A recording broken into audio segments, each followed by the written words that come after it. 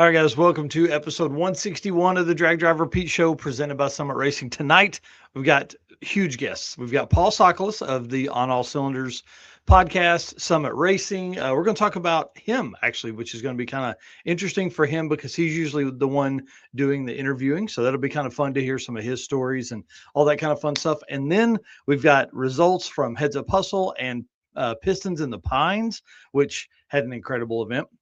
And then we're going to end the show. We're going to have the Havliks on. We've got Brian and Jess Havlik on for Havlik's fastest streetcar shootout event, which happens literally in how many days there? 8?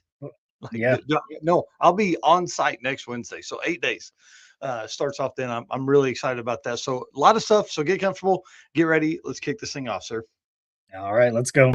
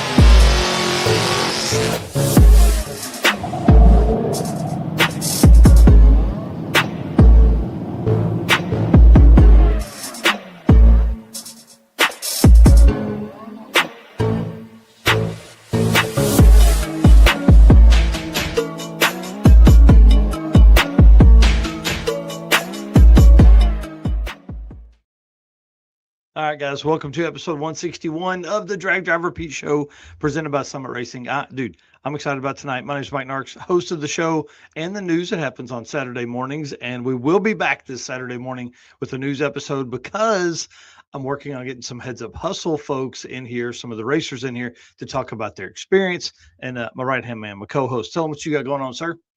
I am Eric White, co-host of the show and news, and lately really just trying to button up this engine for the Mustang so we can go and have a little fun on some drag and drives ourselves. Bro, bring it on. I cannot wait. I've been debating actually entering the old truck in the drag and drive just to jack-a-lack around with it some and kind of do some of that stuff. So, well, you know how we start the show every time, guys. We appreciate you guys. Thank you so much for being a race car friends. Thank you for being here tonight. And if you're watching this later, thank you for just watching. We appreciate all the support and stuff like that you guys give us. It was really cool to hang out this last weekend with all of our friends there at Heads Up Hustle. It's like the third year I've announced there. So you get to see those people over and over and over again. It gets to be kind of fun and it's kind of interesting. I can't imagine what it's going to be like when I have 10 years of experience at that one event in my notes. You know, I've begun to move my notes over to a Google Doc so I can have them for next year and do all that kind of fun stuff. So guys, hit that share button as we move into this. And of course, our sponsors, y'all, we cannot do this without these folks. So if you're doing some shopping, I say this all the time, please hit these folks up, see if they've got something you are looking for. And, I'm sure Summit Racing probably does because we know how that goes. They've got, well, we'll ask Paul here in a minute, but there's like millions of SKUs in there, I'm sure. But Summit Racing, of course, title sponsor here at the show, the news and the circuit, our largest premier event. And of course, Deechworks, the official fuel delivery of Drag Driver Pete, and title sponsor for the short circuit coming up and the racer party sponsor for the circuit 2026, but also in conversation about 2027 already. I can't wait. It's going to be exciting. Molly Motorsports, Driven Racing Oil, of course, both of those brands living inside the engine you've got and hopefully living inside the engine people out there have too. Howard's Cams, Luke B and the boys over there at Howard's Cams, just awesome, man. Valve train specialist and the official valve train of Drag Driver Pete, J-Wire Solutions, all kinds of cool shit. Just, all over the place. Really freaking awesome. And they just finished Judgment Day from Drop the Hammer, which we're going to talk about on Saturday as well. Avco Racing products, not just suspension. They got cooling, brakes, all kinds of different stuff. Performance Belt Transmissions, the best GM transmission builder on the planet. If you can put a 5,100-pound car in the tens with twin turbos and a 4L60, dude, you're doing something right with your life. Car Change 3D, of course, 3D printed products for all of your race cars, and not just stuff that is not just keychains like we used to talk about now, like complete dashes and everything like that. And of course, Low Dollar Motorsports, all the data and all the sensors you could possibly need for your stuff. What's up, Dan Chandler? Let's move into some Summit stuff. We're going to actually start the show with a guest. I'm kind of excited about this to be right away on a guest. I've been kind of wanting to do this for a little bit, so we're going to see how this works and see how it performs as time goes on. It just is not going to let us get right into our notes and everything like that right away. So let's hear what Brian Loans has to say about Summit, then we'll get to Paul Sakalas. What does it mean to be built with Summit? It means you're hitting the autocross, drag strip, road course, trail, dirt, or open road with confidence. Because built with Summit means you're using parts from the top names in performance, priced to make your project affordable. And it's all backed by trusted tech expertise and blazing fast shipping. Summit Racing Equipment. Let's build it together. SummitRacing.com. Now, before we bring Paul on, I do want to say it's very weird having a conversation with someone that you've listened to. I mean, I don't know, 100 hours of podcasts of him, as much windshield time as I have, or airplane time, like over the weekend. I usually pop in a podcast and learn while I'm doing whatever I'm doing, right? And so it's weird to I met him in person at Power Tour, had a great time there, but it's really strange. So now I see what everybody out there gets if they're listening to this, It's very weird seeing us in person and getting all that, like that back and forth and being like, oh my gosh, this person that I've listened to all this time is now talking to us. So let's bring on Mr. Paul Sakalas. What do we say you do? Like, are you you're the head content creator for On All Cylinders? What's your chief marketing? What do you got? It's my full title is technically senior content marketing strategist, which is a really fancy way to say I'm part of the team that comes up with ideas, whether they're a video episode or whether it's a blog article or a podcast episode, just whatever's out there. I've got to kind of keep my finger on the pulse of every trend, not just drag and drive, but autocross and restorations, hot rodding, that whole community. I got to keep an eye on everything and make sure we're talking in a relevant way to our audiences. Yeah, for sure. I can't imagine. We're going to get into some of that as well as we get kind of into this conversation, which I'm excited about because it's funny listening to you. You kind of do what we do. We don't really talk about ourselves very much, but I kind of want to get into some of that tonight. So, I guess basically you answered my first question, which was like who you are and what you do and what that means. So I just want to hit you right out of the gate. Was 11-year-old Paul, was he a car guy? Oh, yeah, without a doubt. Full disclosure. So I grew up, my father he passed away a couple of months ago, but he bought a 1972 Chevy Corvette used in 1973. And so he has this, and I always joke that it was the cheapest Corvette you could have optioned out in 1972. So no power steering, no power brakes. Manual transmission. Was the wide ratio M20 Muncie, 350 ZQ3 car. And he bought that in 1973 and he daily drove it up into the early 90s. Wow. How cool. It was cool getting dropped off for soccer practice, but, and dropped off for school and all the events. But the interesting part was, that was an old car even back then. I'm a late Gen Xer. So, you think of driving a car, we're this is Ohio, right? So you get 100-degree summers, you get snowstorms in the winter, you get thunderstorms, traffic jams, all the trappings that come with a daily driven commute. And my old man's driving this old Corvette through all of it. And so what happens, it's just an old Chevy at that point. And so you all get dropped off for soccer practice and all my friends are like, oh, what's an amazing car. And I kind of mutter, yeah, but you weren't the one, fixing a thermostat last night at 9:30 at night. Right. So, 11-year-old Paul was definitely a gearhead. I was forced into it by my father who made me hold the flashlight and, this before the internet. Right. So we'd go to libraries and check out books on how to fix the car. In addition, we had the factory service manuals. I grew up wrenching on cars, old Chevys. Without a doubt. 11-year-old Paul was into cars. How many do you have? Your brothers and sisters? I have an older sister. Yeah, and that's the funny story. Going back to the Corvette, right? Like dads did that then. So the story goes, the legend has it, is that my father and his dad, my grandfather, got in an argument when I was arrived in the late 70s. And my brother was very telling your father, now you've got to sell this darn Corvette and get a station wagon. And so that was it. He resolved the only way he was able to he couldn't have a third car, a bonus car, a fun car. He had to make that Corvette his daily driver up until the point in our lives where we could afford an extra car. That's so cool. Like, think about how, Eric, when you had kids, did you get rid of a fun car? I actually, I had a really nice single cab OBS pickup truck that I ended up getting rid of. And to this day, I wish I never did. Yeah. How cool. Yeah, man, guys did that. Like, there'd be a kid laying in the back window of that thing. And like, they drove those cars. I can't imagine in Ohio, like what's that like when you get 12 inches of snow? Well, and he was a broadcaster too. He was a chief engineer for a television station. So he had to be at work he taught me, in addition to teaching me about cars, he taught me a lot about how to mutter profanities while you're working on the car. Yeah, that's something you learned very early on, holding that flashlight. Yeah. Well, that leads us into the next question. What was your first vehicle? Well, it was Chevy family. So folks who were around in the 80s can appreciate what the Chevrolet Celebrity wagon was. Oh, Celebrity, it was a front wheel drive. It was the midsize, kind of replaced the Chevelle, I guess. It was their midsize, but it could be coupe, sedan, and a wagon. And my dad bought it new, and it was a Chevy Eurosport station wagon it was dark blue, red pinstripe, had a little wing on the back. It was a good looking car. Yeah. I didn't get to drive it for another decade and a half after, 10 and a half years of, family vacations. And, so it had holes in the wall with rust. It blew an engine. It was a 2.8 liter MPFI car. So we had to put a new engine in it.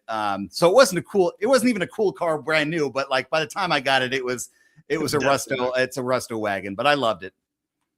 That's an interesting first car for a gearhead car guy. You know what I mean? Like, how many times did you think I could put a rear axle in this thing? I could just cut this thing up in a weekend. Well, I would joke because, it was the 2.8 it's their 60-degree V6 that Chevy made $1 billion of, in various displacements. And it was also happened to be the same base model V6 you could get in the F-body Camaro at that time. So I always tell people, oh yeah, it's got a Camaro engine in it. That's awesome. That's awesome.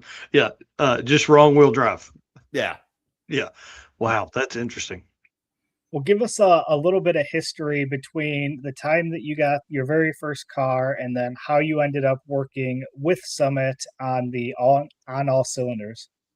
Oh yeah, that's so I was from Ohio, but I moved out to the East Coast and I met my wife. She lived in New York City at the time, and so we were living out in Virginia Beach of all places. And I was in professional broadcasting at that time, kind of following in my dad's footsteps. So we both kind of got tired of Virginia. Ever lived in a place or even with a car, you love it, and then like you wake up one day and you're like, I think I'm going to sell it. I think I'm going to move. We all go through that. So the decision was made that my wife and I, we looked at each other one morning and said, let's move. And so she was applying for a job in Northeast Ohio. I was applying for a job in Portland, Oregon. And we decided that whoever got the first offer, that's where we're going to go. And sure enough, she got the offer. So I wound up in Northeast Ohio, Akron, Ohio, without a gig. I worked out kind of a tenuous remote thing, but it wasn't. So long story short, Summit Racing was hiring for an advertising writer. And I had a little bit of advertising experience. And at the time, I was really into, a late Gen Xer. I was really into the sport compact scene. Mm-hmm. So Nissan at the time, back when Nissan had its swagger, they had the GTR, the R32, R34 GTRs. They had the 350, the Z32, 300ZX. So they had a hot version of the Sentra, and it was called the SER, and a manual transmission, limited slip, front wheel drive, but still an absolute hoot. And so I had one of those. I still have it to this day. It's rusting in my driveway. But so I had been working on that, like coilover, just the full trappings of the sport compact, coilovers. I had a sway bar on it, intake, short shift kit. So I submitted all my forum threads. Remember when forum threads blew up? I submitted I applied to the job and I said, well, I know a lot about cars and here's all my forums about here's how I replaced this part. Here's how I did this. Here's, I took off the plenum and readjusted the butterflies and stuff. And that's sure enough how I got the job. They kind of said, well, you know what you're talking about and everything else you can learn on the way. So joined the advertising department and slowly transitioned up. This is still back in the dawn of the internet. Probably 10, 15. I've been with the company 15-ish years. And so the internet was still kind of a new thing. We didn't know how e-commerce work. People still didn't really know how search engine marketing was. So we were just launching this content initiative. And I got brought up in sort of the ground floor to write for On All Cylinders and to write emails and to write web copy. And the rest, as they say, is history. Now I'm doing this jazz and talking to you fine folks. Dude, that's crazy. How important is copywriting to folks that are like Eric and I? Well, and that's it. And that's why, this hobby, this profession, this passion that we all have is really tough to fake. I think we've all read articles where it's a tech post or it's an article about a car, and you can kind of tell it's been, especially nowadays, when you can kind of tell it's been written by AI. There's no soul in it. Yeah. If you write a story about how to, fix a starter, you kind of got to draw upon that time I was in my Chevy and the darn thing would decide to hit it with a hammer to get it off the dead spot on the starter. Right. Yeah. Moments like that come through in your writing, and it shapes the way you write. It shapes the way you craft a story.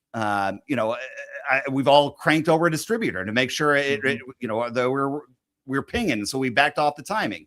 If you've never done that in person, it's really tough to write about. It doesn't stop people from writing about it, and that's where you can get into trouble. Especially if you talk about ignition timing, someone just and all of a sudden you're burning holes in your pistons.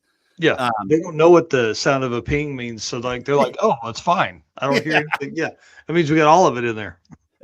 And that's one of the things that Summit, one of our slogans that we've adopted recently is it's powered by enthusiasts. And that's really it transcends the whole company. But for a lot of the forward facing, a lot of the customer facing stuff, it's 100% underlined with an exclamation point because, the internet can smell a phony. And we want to make sure that we're being as 100% authentic as possible. We can recommend parts because we've got them on our own cars. We can offer advice and troubleshooting techniques. Just from slice of life, like I went through this, so I'm going to tell you about it. Right. Yeah. And so that's, and you almost have to do it in your own voice, because if you write eloquently and then they meet you in person, they're like, wait a minute. That's not how that dude was talking. So, yeah, voice to text has become my friend. And then I clean it up from there, make it, actually sentences. It's really interesting. Word choice is very interesting too, especially in a world where you use text to write things. Well, you obviously use text to write things, but to describe things. And one of the examples I always fall back on is a check light, right? When you're just checking for 12 volts, you got the wand and you got the alligator clip and you touch it. What do you call that? Some people call it a probe. Some people call it a checker. Some people call it a test light. You got to be very careful about how you describe it, because if you describe it in the wrong way, no one will be able to search for it and find it in the internets, right? Yeah. And that's just an easy example, but there's hundreds. LS, everyone, if the internet was telling you the truth, GM didn't make anything other than the LS1. They made it in 1997, and every engine LS engine since has been a 5.7 liter LS1. Yeah. Yeah, and it's the best one, no matter what. Oh, yeah. Tommy Dupree says I would need a Southern AI translator. Yes, he does. Yeah, that's pretty funny. Well, man, that's really cool. That kind of leads into how do you find stories? Because that's what Eric and I struggle with really a lot. And I promise we're going to get back to fun stuff, but that's what we struggle with. There's so many stories you can tell. There's so much stuff, especially like for us, we're just looking drag and drive centric stuff, but you're looking at everything. Like the other day you had what was the article about the 90s? Just the GM, the performance bargains of the 90s, right? Like, how do you come up with things? Is there just a whiteboard and every time it's like in the hallway and every time somebody walks by, they're like, you know what? Like Tommy Dupree's writing, S95 builds on there. Well, yes, he's a Mustang man. Well, it's interesting. It happens a couple ways, but a lot of times, like I said, I've got a garage full of machines that are leaking oil right now. I'm a nerd for motorcycles, specifically early 70 Honda motorcycles. I got an old Jeep. I got that Nissan Sport Compact. I've got the Corvette. And so when you drive those cars, as you know better than anybody, stuff breaks. Or stuff happens, and then you have to discover what happened and how to fix it. And you may find that, oh man, I went to YouTube, there wasn't a video about it. I couldn't find a forum thread about this problem. I had to solve a problem by myself. And then so bam, that gets pinned right up there. Well, pen something up and have it ready in 2 weeks. A perfect example is I was amazed. I had a blower motor resistor blow out in just my regular daily driver car, and I was like, it seems like a blower motor resistor. Let me go to the internet and find out. And sure enough, there was nothing there. And I wrote a story on here's how to troubleshoot a blower motor resistor. I pulled it out, I showed how it works, and I had the multimeter on it and you check your voltage and continuity. And sure enough, it's become a really popular article because people have that same problem and are looking for it. Yeah. And that's really, whether we sell a billion blower motor resistors or not, we want to help people, right? We want to get cars back on the road. And so that's it, as much as we love to talk about, straight axle gasser 55 post cars, doing nines, a humble story about a blower motor resistor might have more value to the average customer. Yeah. They're reading it for, cause you almost have to ride the line of like entertainment and, technical advice. Yeah, and we do a good job of that, I think. It was always the edict that our primary job is to inform and teach people how to do things, right? But we will write our top 10 racing video games, our top 10 cars from cartoon series, right? Like that's also our jam. We can do that. That's awesome. And you have a pretty healthy list of folks that are over there too. Like you may be like the guy over there most of the time that I pay the most attention to, but there's a lot of guys on the page. I'll pull that up real quick just because I grabbed some stuff here. I mean, like this is from articles, right? So, basically talking about all the fun stuff. You got podcasts, of course, easy way to find that there. And then videos of stuff you've got down through there. Oh, no, that's our products. I'm into products from us.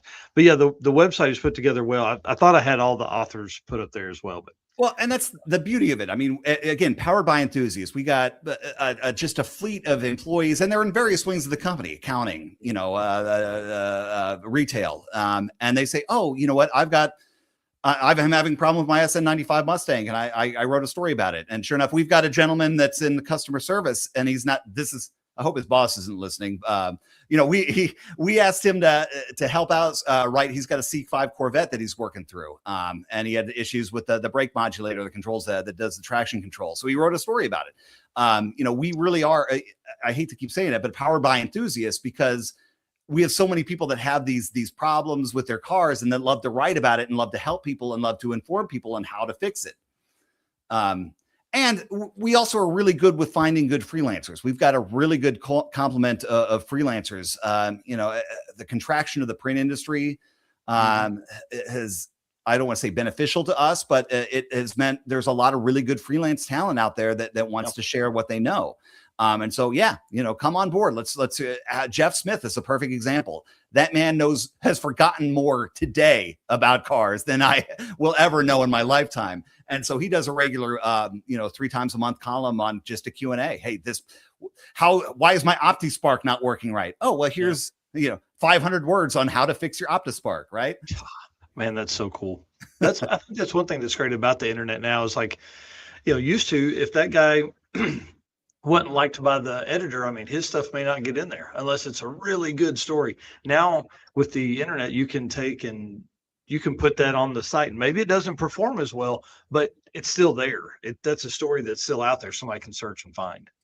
Yeah, and for better for worse, we got to feed a content beast. So even if we know, like the blower motor resistor is a perfect example. Like it will, it won't get a single, it won't top 100 readers, this week. But 5 months from now, someone's going to need this article. Oh yeah. So it's funny you mentioned blower motor. My brother is going through that right now in his Ram, and he had pulled into the store to get to buy. He was going to buy a new blower motor, and they were like, "Have you checked the resistor?" And he's like, "No." They're like, "Why don't you do that real quick?" Turns out it was that. Yeah, and I think it was $54. So like he ordered, and you don't have to rip You don't have to rip your dash apart to replace a blower motor. Yeah, exactly. And so he was excited. Instead of spending like $200 something and a weekend tearing the truck apart, now you can put that in and it should work. So we'll find out on Friday. But I feel like those type of workers at parts stores are few and far between now. Yeah, that's going to give you that kind of advice. Half the times when I go into the parts store, I have to tell them what I want specifically. Oh yeah, you better have part numbers and stuff like that. That's why you just need to call Summit. Just call on the phone. Right. Yeah, the tech department's good. You've got an LS in your SN95 Mustang. Oh yeah, we got a guy that did that 2 weeks ago. He'll help you. Yeah, exactly. Yeah, big shout out to the tech team over there, and big shout out to the whole staff, man. We've talked to a bunch of those guys at events and on the phone and over the years and all that kind of stuff. All the guys and girls there are pretty cool. Oh, Dan Chandler was thinking like 671 blower, not heater motor. Oh yeah. It's dangerous when you talk about Summit Racing. Yeah, well, maybe. I need a blower motor. Oh, really? Like a 871 or something like that? Yeah, sure. What did you get this box? I'm like, what? Why is this thing $8,500? That's awesome. Yeah, so let's move to some project cars. You've kind of mentioned at them a little bit. What obviously let's start with the Corvette because I think historically and legacy and stuff like that's really cool. So tell us about the Corvette. Well, like I said, it's a 72, the cheapest Corvette. And this is back when people are astonished to hear that there was a time when the convertible was cheaper than the coupe. Especially when you're talking about the early C3 Corvettes, because that's when the American automotive public introduced to T-tops. That was one of the first mainstream applications of T-tops. So the coupe was more expensive than the convertible. So this is a ragtop car, and it finally gave up the ghost around 100,000 miles at 350. Spit a push rod through the cylinder head. And so we took it out and got it rebuilt. We sent it off to a shop to rebuild. My dad and I aren't that savvy. We don't trust ourselves with a micrometer as much as we probably should. So we pulled it out, that had a reputable company rebuild it, and we put it back in. And that was, it was probably more like 95, 96. Oh, wow. And after that, it was a parade car. We drove it to the Bowling Green Museum. The Corvette Museum just opened up. And so lots of memories in that car. Drove it to the Corvette Nationals, drove it up, so put a ton of miles on it. But when I moved away after about 10 years, I moved away to the East Coast and did my thing. The car kind of sat. And even when I moved back to Ohio, we were still only driving it like twice a year. Right. And you can't drive any car twice a year and expect it to be happy. And so that's where it kind of is now. I actually just, we had a decent chance of weather. We had a decent stretch of weather up here in Ohio last week. So I brought it back to, you're darn tootin'. I'm a ragtop man. I've got a 5-year-old who calls them crumb-burtables, like breadcrumb. He calls them crumb-burtables. And so last week I took that car and I basically drove the wheels off it. Oil change, the diff fluid change, set the timing again just to make sure. But if anyone is in the greater Cincinnati area is a quadrijet whisperer, and it's a Q-Jet car, and man, I'm not there yet. I don't have enough time and brain power to dial it in. It likes to stumble and stall at idle. Oh man. Yeah. I don't know anything about that stuff. So time for some EFI. Yeah. Well, that's the sniper. There's plenty of options out there. But I'm a purist, man. And like I said, I've got a bunch of other old stuff that's all carburetors. If you can't be fixed by turning a thumb wheel or a screw, then I don't want any parts of it. But quadrijets are kind of their own beast. So I'm going to have to. and it got really hot. So it's nothing worse than tuning a carburetor, you know, a 200-degree engine, leaning over a 200-degree engine bay in like 95-degree heat. So I put that one back into mothballs. And the tough part is like that's why I don't have carburetors on anything I have, because like you'll tune it at 95 degrees for a fun day out in the summer, and then you go to get back in it and it's 80 degrees. It doesn't run right. I'm like, I want to get in it and fire the key and go. Yeah. And that's exactly the world I'm living in. So I'll get it out in the fall and really go through it. The good news is the way and a lot of carburetors like this, the idle circuit and the actual carburetor part are kind of two different things. So once you put your foot into it, I mean, it's fine. It's 200 horsepower. Like that's the official net rating in 1972. Which really pissed my dad off, because in 1971 that same engine was 255 horsepower, but you know, the gross to net thing. So it's 200 horsepower, but it is magical because it still sounds like it's got, you know, a 427 in it, right? Like it still sounds like a fire breather. So you could put your foot in it and still only basically get up to 60 miles per hour and have a lot of fun. So it works out well. Yeah, that's a fun car and a cool legacy too, man. And when are we ever going to see T-tops come back? I'm ready for them. They say that when's the new Camaro coming out, right? Like GM is officially bringing back. I mean, and they're saying, all right. So here's what's really tickling me. When they brought back the 5th gen Camaro, they obviously used the 1st gens as the starting point, right? Mm-hmm. And it makes perfect sense, because the Mustangs look like Mustangs, the LD or LX Challengers look like the old school Challengers. But if they resurrect the Camaro as like a 2nd or 3rd gen, I'm gonna be all over it, man. I mean, can we get another 3rd gen, please? I mean, I'm kind of a there too. So if you throw T-tops and a 6-speed, you know, put a nice solid manual transmission in that car. Oh yeah. It will fly off the shelves. GM, we're listening. We're waiting. T-top, stick shift, and Alpine cassette deck. Yes, let's go in. All of it. Can we get the what? I don't know what they called that on the seats, where it like was different colors and just kind of, you know, back. Well, it's funny, not to completely derail this conversation, but you know, I enjoy it. I'm enjoying myself, so we're going to derail it. So now you can there's plenty of companies out there. Locar's got some kits. Holly's got some kits to make an LS look like you know, 1st gen small block Chevy, right? They've got the air cleaners and certainly the 4150 style throttle bodies. Yes, darn tootin', Tommy. So they've got, in fact, Tommy's a Summit employee. He and I were talking about this during the power tour. So they've got these kits that can make an LS look like a 1st gen small block, right? When is someone going to invent a retrofit EFI kit that does the elephant ear TPI style intake manifold? No. No. I mean, performance be darned. I think it would look cool.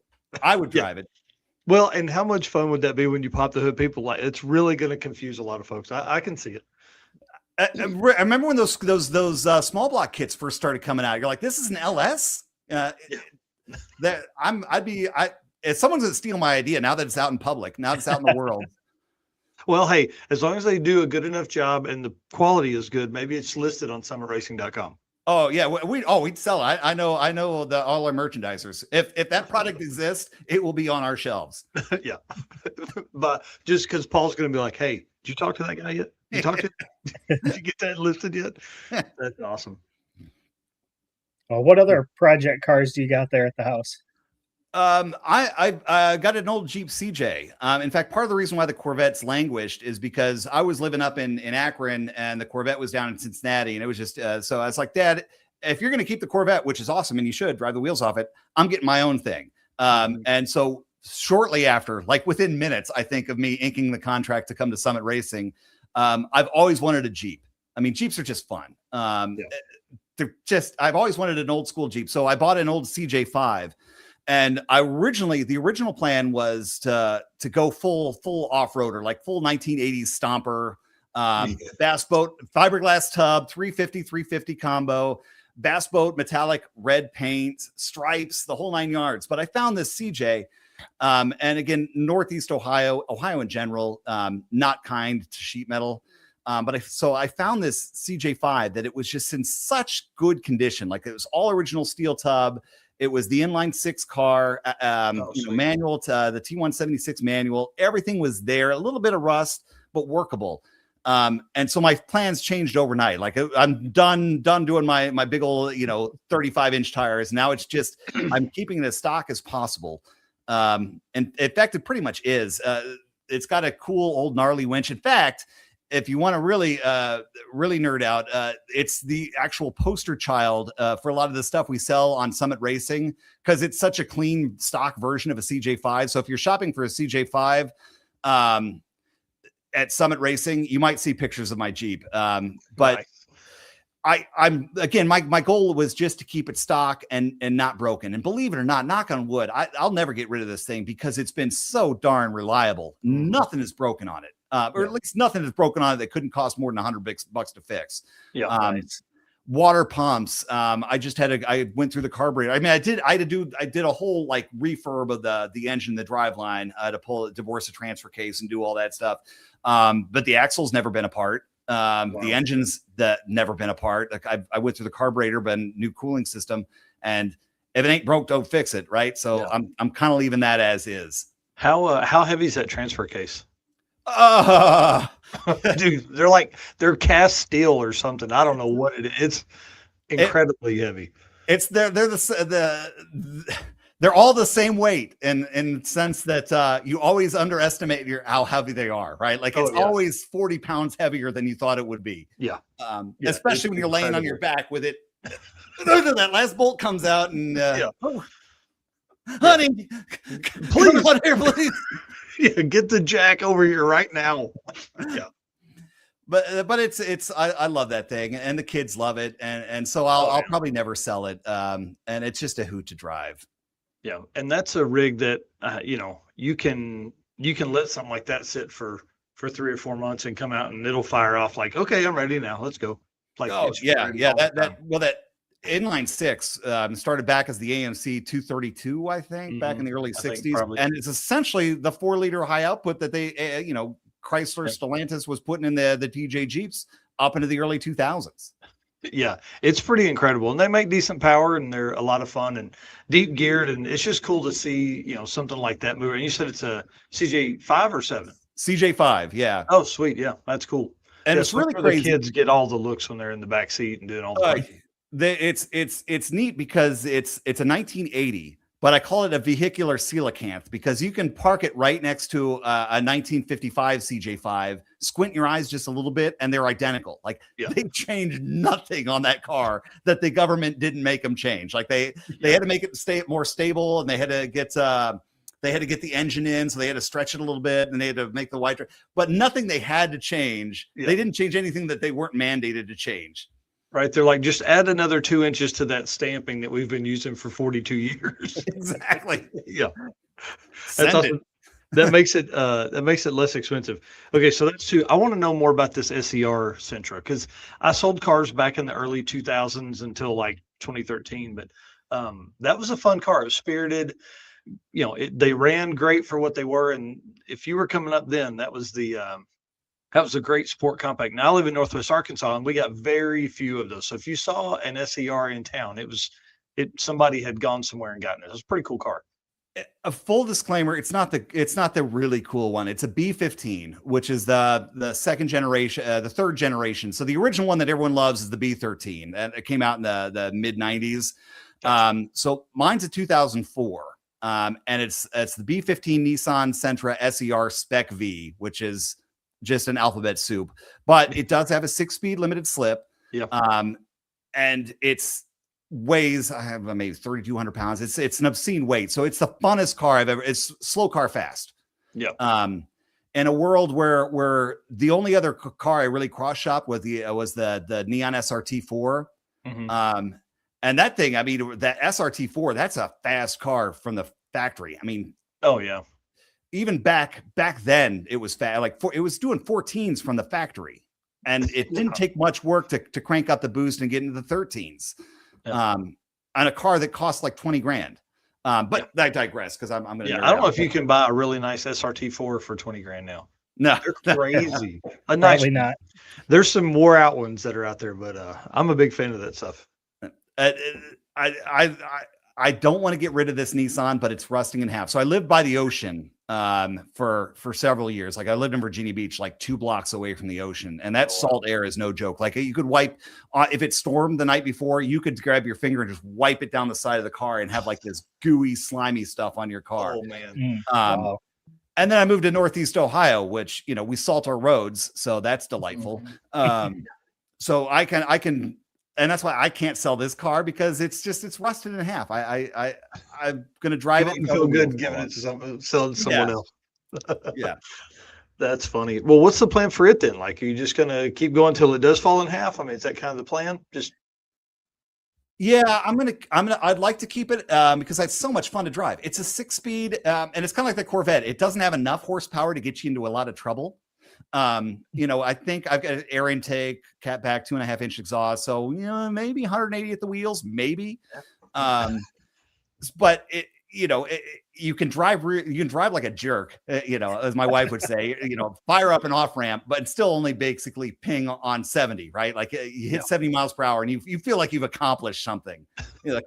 It's not like a modern car where everything's soundproof and quiet and you can inadvertently go 110 and not realize it. This car makes sure that you know how fast you are going. That is one thing that has we've lost a little bit of that, is that visceral feel, like where you get some of that noise. Where you almost feel like you're on the verge of making a mistake, right? Yeah. So this car is telling me I shouldn't be going this fast. Yeah. Right. And that car probably revs to 7,000, 7,500. The neat part was, so what Nissan did, and one of the reasons it was so endearing to me is they just followed the 1960s muscle car playbook. They took a lightweight car and they took an engine out of their portfolio. It was the truck engine that they had just designed because Nissan had just gotten into the truck market with the Frontier. They went from the hard body and then they just like really up their domestic. I think that the deal with the Frontier is that it was specifically made for the North American market. So they developed a new this QR25DE. It's the 2.5 liter. So the red line is 58. The red line is really low. I don't want to say something wrong, but it's a stump puller. So it makes power at, unlike a Honda where you got to slap that rev limiter. It makes power at $2,000 all the way up. Oh, nice. Yeah, that is kind of fun then. And the neat part of the limited slip is that you can get into a turn, floor it, and it'll pull itself through the turn for you.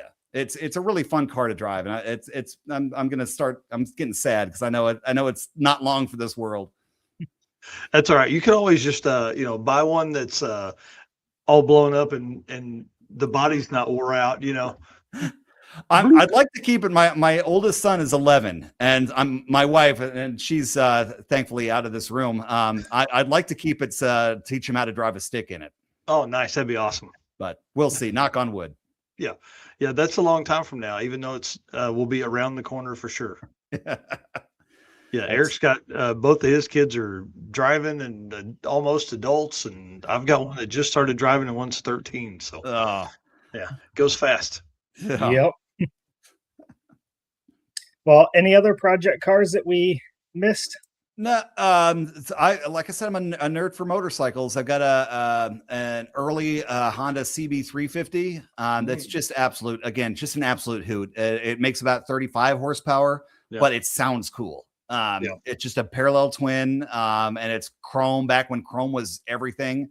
Yeah. So I can pull that up into any car show, any bike show, and people are like, "Oh man, I had one of those when."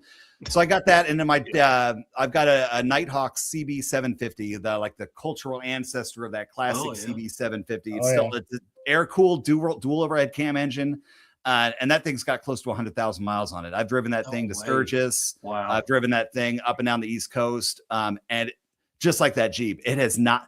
Short of, I've had to replace a couple sprockets and replace a couple of valve cover gaskets, but and I rebuilt the starter motor like 2 weeks ago. That's it. Awesome.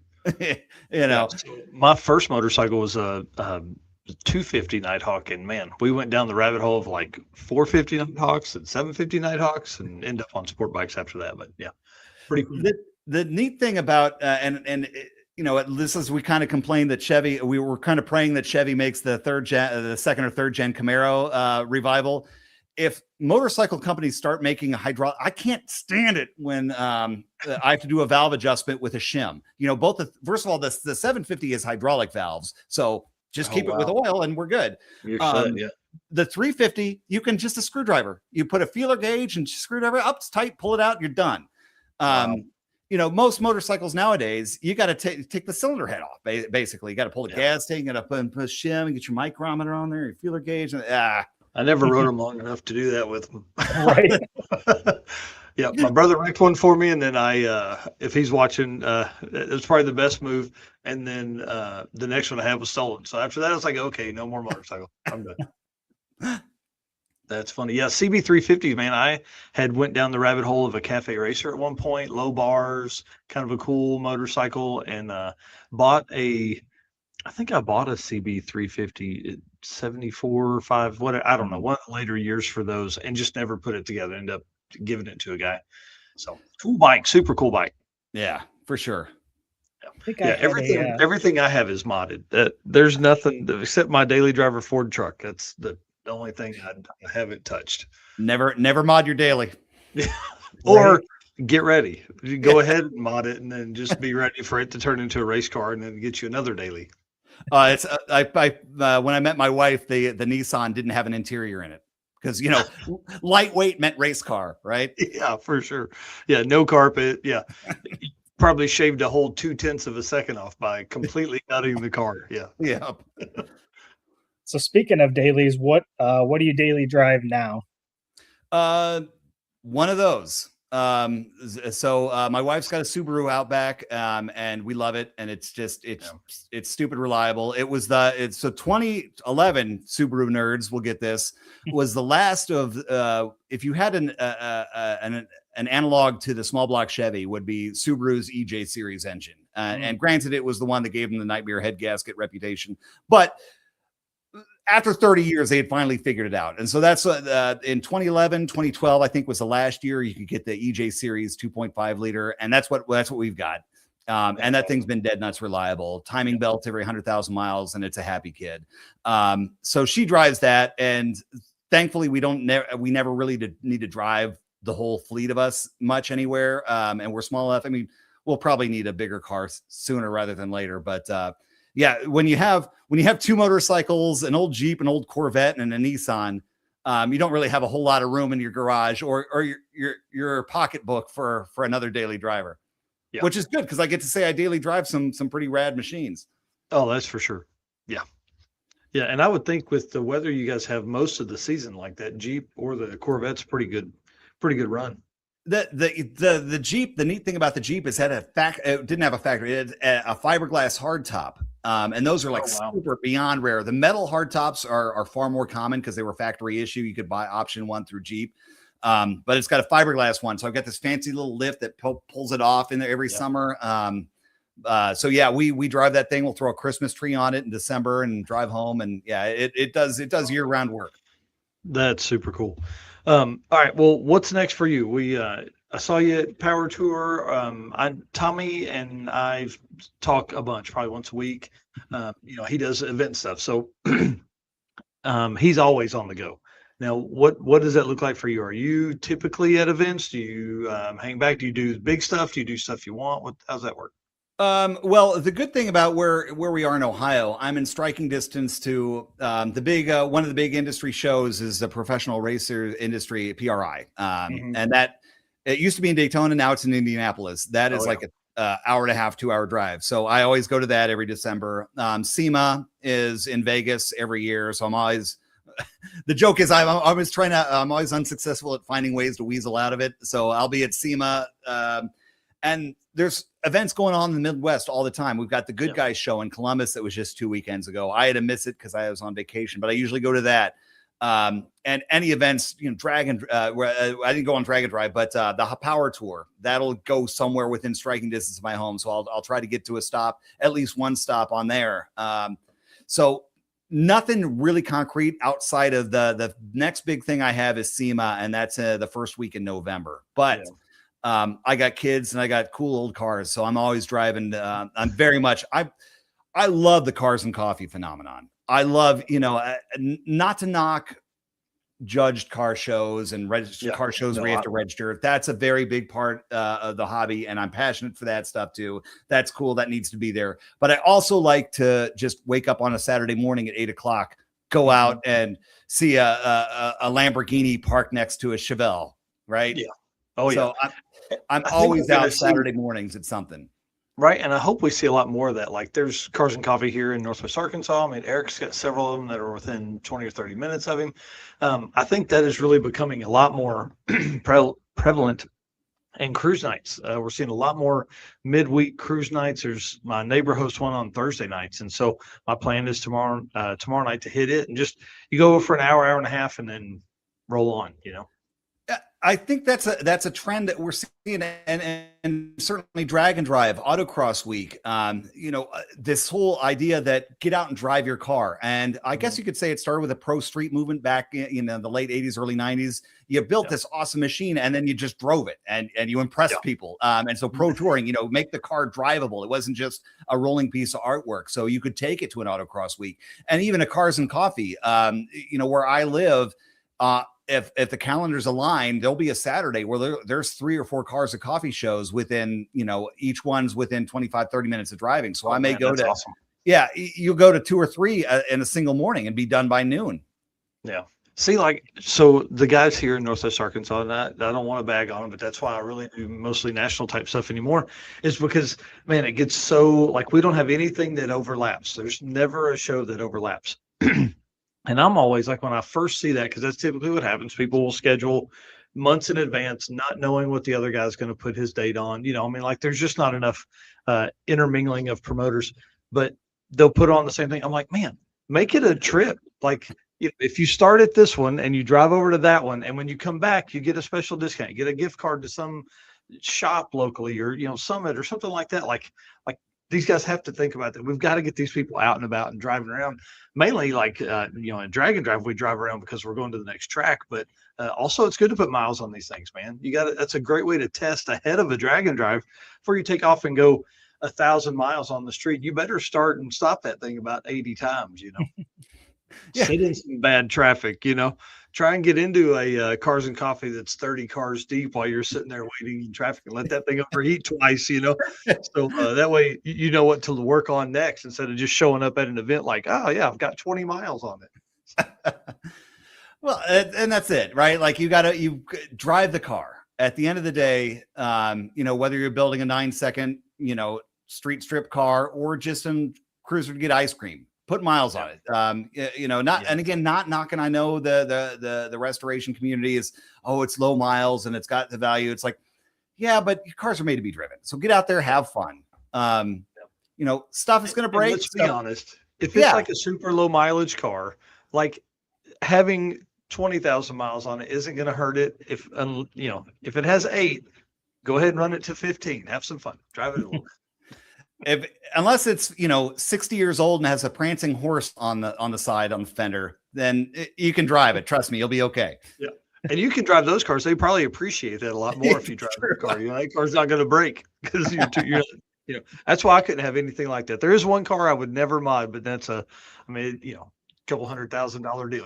Early or late 60s Jaguar XKE V12. Wouldn't touch it. The only car I'd ever leave stock, but. That's a good choice. And that's something you don't want to touch, right? Yeah, I'm scared of that car. V12 and stick shift. That's not the jam if you're having to have somebody else work on that thing, I promise. All right, well, real quick here. What's one thing you're seeing in the automotive space that gives you hope for the future of hot rodding? Well, we kind of touched on it, right? There's always something new. And I think that's the only constant is change, right? And there's so many good things going on. Remember when No Prep? No Prep's technically been around since the 60s, and we didn't really start talking about it as a major community trend until about 20 years ago. Is that fair to say? You guys are more plugged in. 20, 15 years ago, certainly TV helped accelerate it, but just new things, people discovering this type of racing, this type of car. it's really fascinating, and Power Tour is a perfect example of that. How many people were enamored with an 87 G body? Yeah. I grew up in a world where those were common. And I don't want to date myself. I admitted that I'm a late Gen Xer, but I went to high school with someone that had one of those. And it's just, that changing trends, there'll always be something that's going to pique curiosity of the next generation. And a lot of people lament, oh, it's computer controlled. And I'm not even talking EVs. I'm just talking about, remember the early days of LS swaps, and even any late model engine swaps. It's like, oh, it's driven by a computer. There's no way we'll be able to crack codes. And sure enough, people were soldering boards, soldering EPROMs and stuff. Life will find a way, to quote Jurassic Park. We will find a way to build things. If there's a code to be cracked, we will crack it, as just the industry, as the community, as the hobbyist, because that's what we do. We figure out problems. We figure out how to solve problems. So I just see the way things are and see how, how the diversity of a car show field now, it's all good. And there's nothing to be afraid of. We'll figure out a way to solve whatever problems the automotive industry faces. And we're seeing it with, the right to repair stuff, they may lock down the software. No, we'll fight it. We'll figure it out. And it'll be good. C8 Corvettes are the rule there. Yeah. So, if you talk about what gives me hope for the future, it's just, we'll figure it out. I'm around smarter people than me every second of my professional career. So yeah, when you're the dumbest person in the room, to work. Yeah, when you're the dumbest person in the room, the only place you can look is up, right? That's right. That's right. Yeah, I would say it a bunch, but I love it when engineers and nerds are hot rodders as well. Yeah. Tommy Dupree has a great question there. Eric, why don't you hit that one? Yeah, Tommy says we need to get Paul and a co-pilot for a D&D. So we kind of talked about this a little bit before the show, but when are we going to see your name on the list of a Drag and Drive? I would love it. And we were joking earlier before the interview, before we hopped online here. My whole life in terms of a gearhead culture, my whole life has been don't break stuff, right? Like don't do anything that's going to cause trouble. Coming from the son of a man who daily drove a classic Corvette up into the 90s, anytime something broke, it was a problem. So I love D&D. I would love to be, this is going to sound mean, but I'll power through it. I would love to be in someone else's financial responsibility, offering advice, and I'll get my hands dirty. I know how to, I know how to work a compression. I know how to check compression. I know how to change plugs. I will gleefully ride along on somebody else's liability. Yes, yeah. There's a co-pilot. That's the perfect way to word it. Yeah, there's content to be made right there. Yeah. We need him and Justin.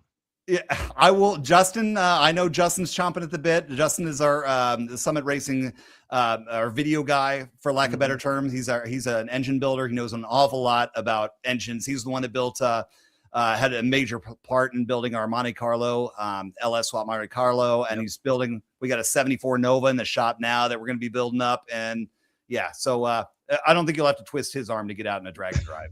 Yeah, I mean, we need to, Tommy, let's start working on that for dates and events, because there's some, just this last weekend, we were at Dragway 42. We drove by Norwalk, drove by Summit Motorsports Park, and then we raced at Milan. So there's some stuff. Buckeye Skips is around there, and those are weekend type events, because I know you guys are so busy with stuff. So we can keep it to a couple days, and I think that'd be kind of fun. I need to get the old truck on the new frame, and then just toss you guys the keys, let you run it for the weekend. A drive up from Arkansas, you're going to drive right through Cincinnati, and Edgewater is kind of my home. I don't know if you've ever been to Edgewater. Oh yeah, it's a great spot. If you combine a national park with a racetrack, that's what you get. There's trees everywhere.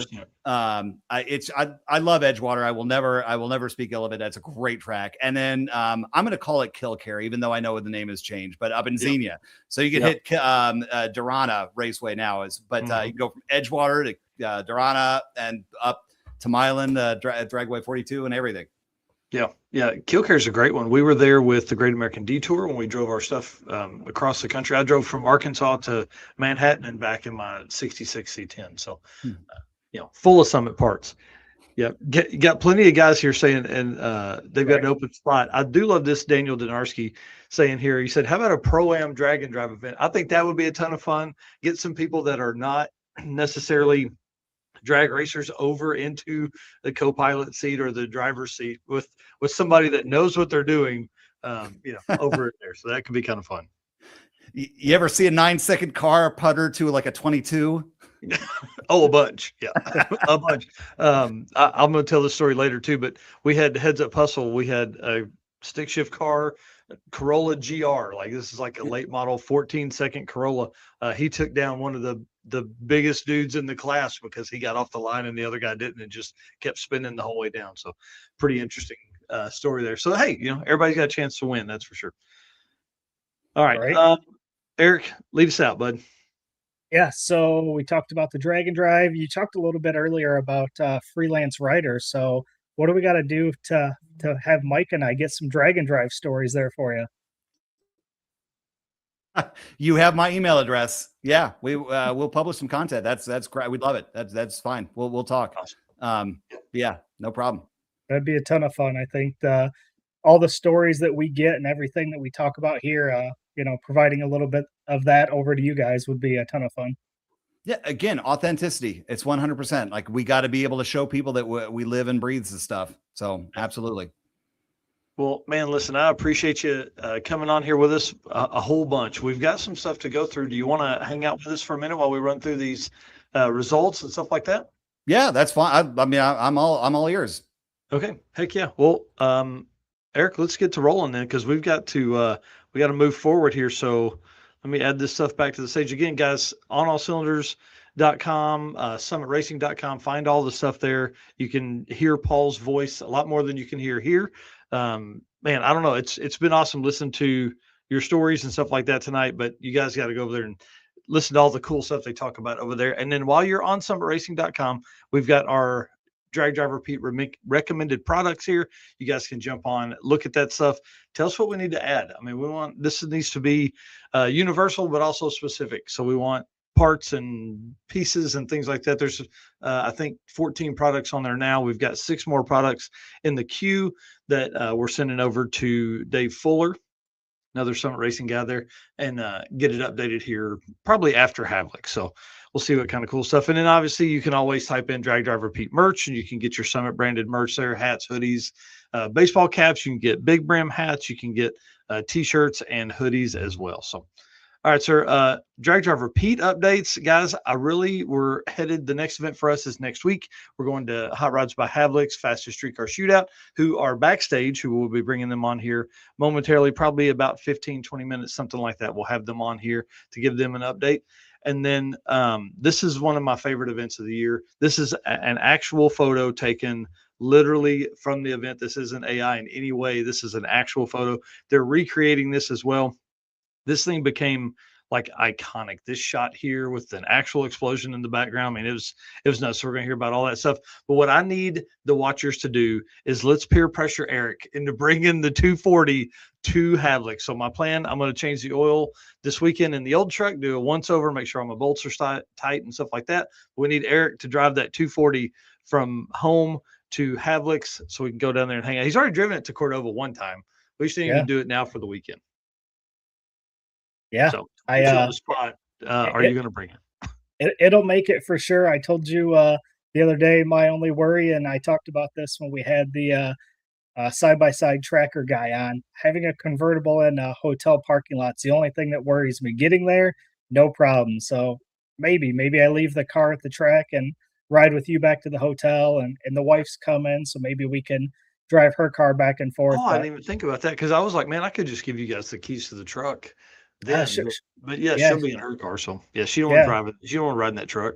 So we'll find some place to park the 240 up there, and then maybe even when we do the drag and drive cruise, maybe you and I'll jump in our vehicles and do that cruise as well. I think that would be fun. Yeah, I'm in. All right, so tell us about what's the most recent update on the Mustang. So last week we had a rotating assembly. This week was a little bit warm again. The temperature around here, it's like up and down. So we had upper 90s again. So didn't do a whole lot, but did get the oil pan back on. I was missing the timing cover gasket, which I think got ruined somehow when the engine was disassembled. So that I just got a new one. So really, we're getting ready to put that back on. The front of the engine will be done. We'll pull it off the stand. We'll put the rear cover on, and then the next big thing is going to be switching the springs to the Howard's cams springs that came when I bought the cam and everything. And then we'll be able to get the heads on, and we'll be pretty much buttoned up, and then we can get it back in the car and start doing the final sensors and intake and all that put on. Nice. All right, man. It's exciting. All right. Let's talk about some event updates coming up because, man, this month has been crazy, and I cannot wait till Saturday to go through all this stuff. Like, we had a huge weekend this last weekend. So let's talk about some Driven Racing Oil updates. Yeah, let me hit this ad read and we'll jump right in. Hey, it's Brandon from Fort Smith, Arkansas here. Driven Racing Oil is a performance engine oil that can do it all. GP1 is the ultimate oil for any race or performance application. Whether launching hard at the drag strip, enduring the extreme heat of off-road and circle track, or pushing the limits in top-fueled drag boats and demo derbies, winning racers choose GP1. Compatible with engines from classic hot rods to cutting-edge race machines, GP1's unique surface cleaning and high zinc formulation ensures superior wear protection, particularly for flat tappet camshafts, while solving issues like cylinder washout with methanol and ethanol fuels. Crafted from the legendary Bradford, Pennsylvania base oil and enhanced with state-of-the-art additive packages, GP1 offers the best in protection and performance. All right, so drag drive repeat events, short circuit. You got your, or you didn't get your first choice, I see. Dude, and I'm a little heartbroken. So you guys know I've been fighting, trying to get this cotton gin deal set up. Finally got somebody on the phone at my first choice, which gives us an amazing route to loop through. And they said they don't want to do it. They're going to be the busiest they'll be of the year that weekend, just because all of the farmers bringing in all the cotton and all that kind of stuff. So it's going to be really tough. And they just said, man, I'm sorry. If you would do it, earlier in the year or later in the year or early next year, we'd be in. I'm like, this is the weekend I got. So I'm back on the hunt. We're going to find somebody, whether it be this big, nice new facility or an older facility with one machine in it. We're going to find some place that we can go in and get a tour of this place. So that's the update there. And then Route 66 Roundup. Man, we're getting close. I can't wait for this. This is going to be really a lot of fun. I'm going to open up registration in 3 weeks. It's going to be the 22nd of August. I'm going to open registration for this. This is one that you don't have to sign up ahead of time. This is a fill-in event. I hate to say that because it sounds bad, but we're basically doing this to help the track, right? So Tulsa Midnight Drags, we're starting literally at midnight. Then we're into import face-off the next morning. So we're going to drive between those two events on the road with breakfast at Crossroads Diner. So I'm going to open registration for this event August 22nd. I'll be making a post on that event and all that kind of stuff in the coming days. Perfect. All right. Looking at our July events, we are down to our last event going on right now, Miles of Mayhem. It ends in 2 more days, and we will be wrapped up with all of our July events, which feels pretty crazy. Yeah, I mean, 8 events this month. It's been nuts. If you guys aren't following that track channel, please go do that. Gary Cummings is an awesome dude, and he has been putting out some crazy content. If you guys don't remember, he got actually he can't come into the States anymore until he gets some kind of special visa for content creators. So he's locked in Canada for the time being. So he has been chomping at the bit to get drag and drive content out. So that track channel, make sure you go follow him. And of course, Miles of Mayhem. Yep, for sure. Which then jumps into August, and we are going to start August out right away. Havlik's Fastest Streetcar Shootout, which again, we're going to talk about here shortly. That is 9 days away, August 6th. Crazy. So coming up very quick. Then we've got the Olympic Streetcar Shootout, the 7th through 9th. That is 10 days away. Sick Michigan Miles, the 16th through 22nd. That is 18 days away. Dragway Rush, the 19th through 22nd, 21 days away. And rounding out August, we have Cruise and Lose, the 21st through 23rd. That is only 33 days away. Man, that doesn't seem right. And big shout out to Dragway Rush. They were going to let me be their announcer, but I don't have my passport, and there's no way that I could have gotten it in time. So shout out to them. I appreciate the opportunity there, and I'll have that fixed for next year for sure.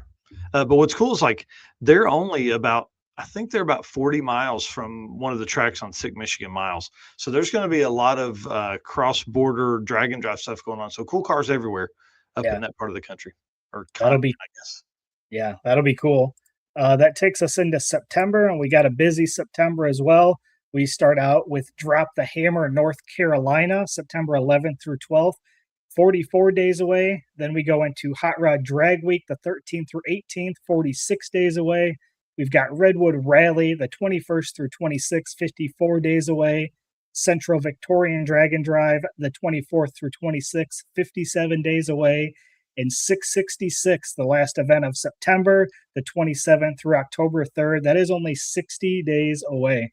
Wow. And then I heard from Carl said that they're struggling with entries, not struggling, but the car count isn't where they need to be on North Carolina. So if you guys want to attend this event, you need to share it out. You need to get on the map. Drop the Hammer is a great event. They just had a huge weekend at Judgment Day. We're going to go over all the results and stuff on Saturday. And then this is their next evolution in this with another event, September 11th and 12th. But if they don't get the car count, he said they're not going to be able to do it. So keep that in mind. And of course, Drag Week, bro. I mean, this is going to be nuts. The last 3 years have been culminating into this moment right here. This You is bet. going to be, I don't know. This may be the opportunity for us to see some 5-second passes. I think so. I think this is going to be the year. We'll see. Bring it on. And then I'll be at day 0 and day 1 of 666, and then the final day maybe, but definitely day 0 and day 1. Yeah, and I'm planning on being on the day at I forget the track. It's like Mid-State. It's one of the Illinois tracks I'll be at. Yep. Yeah, so it should be a good time. And then October's coming up quick here. We've got Weekend Warrior Race and Relax. That is 65 days away. We've got Rocky Mountain Race Week in 67 days. Route 66 Roundup, which is our event, 80 days away. How does that make you feel? Scared. Southeast Street Meet is 83 days. Wild West Drag and Dash is 84 days. And Street Machine Drag Challenge is 90 days away. And our last events of the year. I thought this was interesting, so I put this in: Short Circuit and Road Trip Drag Challenge number 3, both kicking off November 6th. The last events of 2026, 100 days away from today. Oh man, that really makes my palms sweaty. We need some trash talk between these two. We need to figure out which classes overlap and get after it with some of this and kind of do some, US versus Australia type stuff. Yeah. So pretty wild. Our last events of the year are only 100 days away. Yeah, man. We need to figure out the count, what's left. That's probably got to be in the 20s, right? Yeah, we're I would already say over probably halfway. close. Yeah. Wow. Well, that puts us at 52 events for the year. And you guys know you can find all of those events at dragdriverepeat.com/events. That will take you to the interactive map where you can see where each one of these events start out at. And if you like it in a list form, scroll past the interactive map and you will see a list of all those events down below. Yeah, and I've updated it the other day. You should have everything, should be fired up and ready. Perfect. All right. So again, Driven Racing Oil, code DDR10 gets you a 10% discount on drivenracingoil.com, whether that's oil, degreaser, speed wax, anything on their website. So use code DDR10 and save yourself a little bit of money there. All right. We'll jump into J-Wire here. We'll play this quick ad read, and then we'll get into the results from Pistons in the Pines. What's up, guys? My name is Cole from Fort Worth, Texas. Expert car and marine wiring solutions that you can trust. J-Wire Solutions can wire and plumb your hot rod, your race car, hell, even your drag and drive car. Plus, they offer products to make your driving experience way better, like their blinker module that is just a must for all drag and drive cars. This module will allow your rear turn signals to continue to function while the brake pedal is applied, just like stock. Find all the details at jwiresolutions.com. Man, lead us in with some of this stuff. Yep. So big shout out to Pistons in the Pines. Brian sent over all this information. It definitely helped out a ton. So appreciate him doing that. And Track Shot Photography for these photos as well. So first class here, we have Big Tire. Dan Dinan coming in, taking that one with a 5.629 average over Mark Paquette with a 6.564 average. So Dan coming out there with that new car and really laying it down. Dude, brand new. I mean, this car's a totally fresh build and looks absolutely incredible. Yeah. Cannot wait. Up next, you got Gasser class here. Joseph Lang. Love this car. Love Henry J's, man. They just look so cool. 651 average for him over Jordan Hansen with a 761. And then our buddy, Mr. Jeff Oppenheim, 889 for him out of his Gasser, which is so cool. He brought it on 666 last year before, something like that. And man, I love that thing. Yeah, for sure.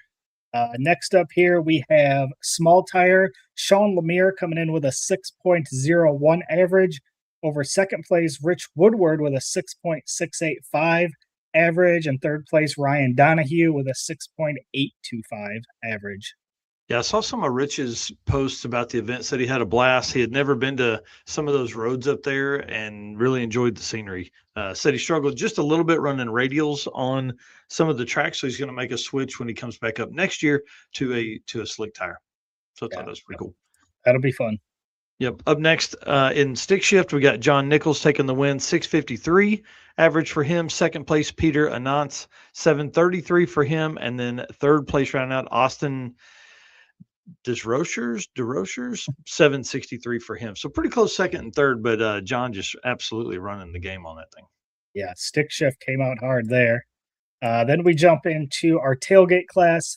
Phil Nadeau coming in with a 5.411 average there. So pretty good there. Second place, Richard Dryden with a 6.130, and third place, Kevin Bellinger with a 6.242. Man, that's a quick class. That's a bunch of fast trucks. Oh yeah, 100%. Yeah, and this next class is pretty wild too. Dude, this DYO stuff is no joke at all. You guys know Dial Your Own, that they base their stuff here at Pistons in the Pines, same way they do at Sick Week and all that kind of stuff. So are the Sick events based on the spread of your quickest and slowest pass. So number 3 in that class, you ready for this? 0.004 spread. Okay. Second place, Rick Hanan. Oh, sorry. Third place is Matt Stoddard, 0.004 spread. Second place, Rick Hanan, 0.003 spread, 3,000ths. And then number 1 place, Mr. Russ Abbott, 0.002 spread. And I think, am I crazy? Did he say like the top 12 cars were less than 100th, or we're at 100th or something like that? Like, man, this thing is getting wild. DYO we must be bringing in some bracket guys. That's all I can think. Well, and these DYO people, they're not afraid to loop it around and make pass after pass. So yeah, that's what you got to do to get these type of spreads. Yeah, run it back 37 times. Right. Paul, jump back in here with us. What do you think about this DYO, this Dial Your Own?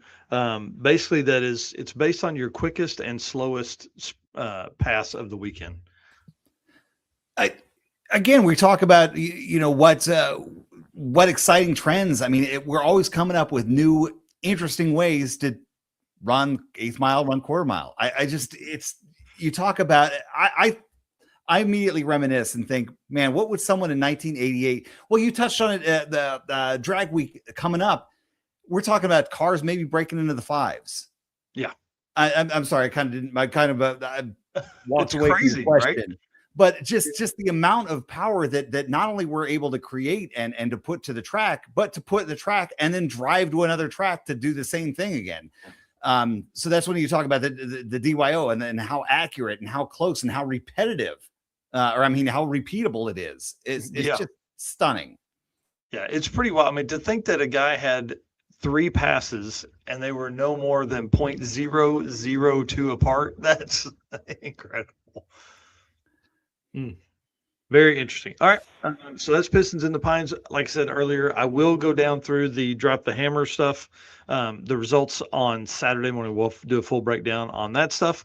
Big shout out to Jay and the team up there because I definitely want to talk about them and all of their stuff that they had going on at Judgment Day for Drop the Hammer. That'll be a big part of that conversation. But then also this big announcement that's coming out, hopefully 3 weeks, something like that. This is something 2 years in the making that Jay and Brian have been working on, and it's a big, big move for them. They won't even tell us what it is, except that it's really big. Okay, and I told them, don't want to know. Don't make me keep that secret. So Yeah. I'll too many hints. Yeah, I'm excited for that one for sure. Oh, dude, They've so ready. teased us with that one for some time now. Oh yeah, like at least 6 months, jerks. Yeah. All right, let me play this Molly ad, and then we'll move on. Looking for a forged piston kit for your vehicle? You need Molly Motorsport Power Pack. What is Power Pack? It's the ultimate forged piston kit that comes complete with pistons, performance file fit rings, hot string steel pins, and clips, all engineered to work together, so all you have to do is build something great. Find your Power Pack at mollymotorsport.com. And I say it all the time, Molly, not just sponsor here, but also racer, drag and drive racer, Eric Grillo and George Wright. I know we'll probably see George at Drag Week, but I may message Eric tomorrow and figure out if he's going to be at Drag Week. He usually brings his 70 model pickup up to Drag Week. So let's run through this real quick. Heads Up Hustle. We will be breaking down this in more detail on Saturday as we have some guests on here. But I definitely wanted to run through and mention how much fun I had. This event's the only event of the year that I announced the whole thing. I'm the lead announcer, I guess. A lot of times I'm color commentary or telling fun stories. So this is really pretty neat for me. It's really an opportunity for me to kind of flex that muscle in the back of my brain there to get stories, tell stories, come up with historical stuff, kind of fill all that time in. So it's really kind of fun. But winners here, we'll run through this streetcar class, which is the premier class that Heads Up Hustle. Winner John Moore in the Crown Vic. Let me move it over here. I'll show you just this car PB all weekend. 781 on, or 782 on Friday, 781 on Saturday, and just man, it toted that front left wheel like 150 feet, dude. It was incredible. Runner up in that class, Warren Hurt with 604 cubic inches, twin turbo Chevelle. Like this car it's got an 850 cage, but could go deep into the sevens, I think, with the power. Yeah, which is wild.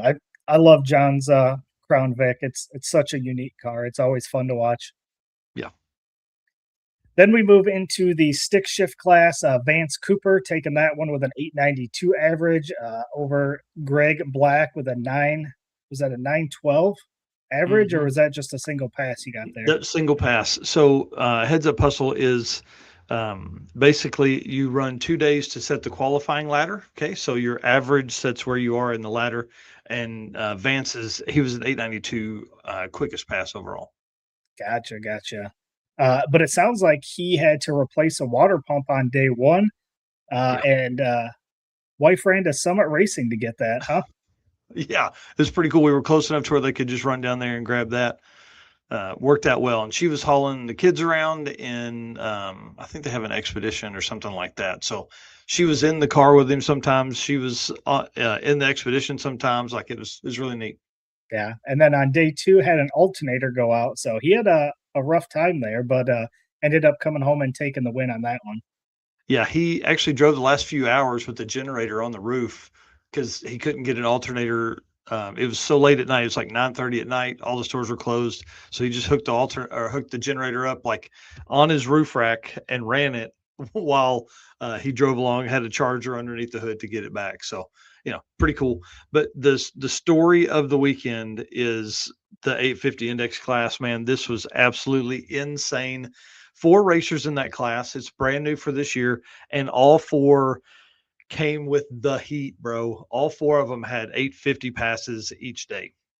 It was absolutely insane. So winner Jeremy Ortiz, big shout out to him. That's the 3rd event that he's won in like the last 3 events. I mean, it's absolutely insane. TJ Linebaugh came in 2nd place. Their race for the finals was those 2 guys, and it was separated. It's a margin of victory 0.0056. So I had to type it into Chat GPT. I said, what's the distance on 0.0056 seconds at 160 miles an hour? 16 inches. They didn't know What? who won by the end. Yeah. Yeah. The width of this computer screen I'm reading this from is how much Jeremy Ortiz won that by. Like that, it was insane. One of the most fun calls I had made all weekend. I mean, like, and we had a huge upset in stick shift, but this was crazy. I mean, right over the number. Jeremy ran an 851 with a 0 on day one. TJ ran an 851 with a 1 on day two to end up as our number one qualifier. And then newcomer Chad Smith, who did Speed Fest, which is what this event we talked about the whole time. These events, these weekend, these one day things are meant to bring people into the community. So Chad Smith and Jeremy Ortiz raced quite a bit together. Jeremy talked him into coming to Speed Fest, and from there he was hooked. So Heads Up Hustle was the next event that he could fit into his schedule. He came out 854 with a 4 on day one, 854 with a 1 on day two, and then big shout out to Rick Beam, who laid down an 858 and 858.05 and an 858 with a 1 both days. Super cool. And then rode the trailer hitch in his single test pass on Sunday. Like, I'm telling you, he was on the hitch, 40 feet, something like it was insane. But a little S10 with bed mounted turbos that the bed sides hinge out. Super cool. Yep. So Yeah, that's pretty cool. yeah, he ran 870s at Six Summer. Just wanted to run 850s, ended up running 858 both days. Dude, that's awesome. Badass. Then we go into our 10-0 index, which was won by Chris Reeder, who was in the comments here a little bit ago. Mhm. And Caleb Cars was the number one qualifier. And Chris's best pass of the class was a 10.051. So Yeah. pretty spot on there for the 10-0 index. Yeah, that class was another one that was tight. 1150 index, though, these guys don't mess around. Zach Zerba ended up winning that one. 1150 machine is what I'm going to say to him. Like, he was just on the number in the Mercury Marauder. That car just ran 1150 something all weekend. Scott Glassbrook in the Jeep. You guys know that name from the 4-cylinder Eagle Talon that races at Hot Rod Drag Week, runs eights, currently holds the quickest eighth mile or the quickest quarter mile average for a 4-cylinder at an 840. Brought out his Turbo LS Jeep Cherokee. This thing gnarly, like John Force style burnouts. The rear tires, he grabbed the wrong ones from the stack. He grabbed the tires that he drives on in the Talon, and so they were like too wide. So he was doing these huge burnouts. He said there's rubber all over the top of the Jeep now, so he's got to fix all that. But on day one, he actually he messed up one pass. He was in 10-0 index, messed up a pass, ran like 1165 or something like that. And so I kind of was like, hey, let's go ahead and move. Why don't you move into 1150 index and just turn it down? So all day two, he was running 1065, 1064, 1071. Couldn't slow it down enough. Finally got it to slow down. Ends up running 1151 with a 4 on day two for the quickest pass of the class. That is pretty wild. Out of a Jeep too, which is crazy. Yeah. Yeah, Jeep Cherokee at that, like a square, mid-90s Jeep Cherokee. Yeah, a brick. Yeah, for sure. Then we go into the 13-0 index. Tyler Adams won that, and it's going to be on next year's shirt.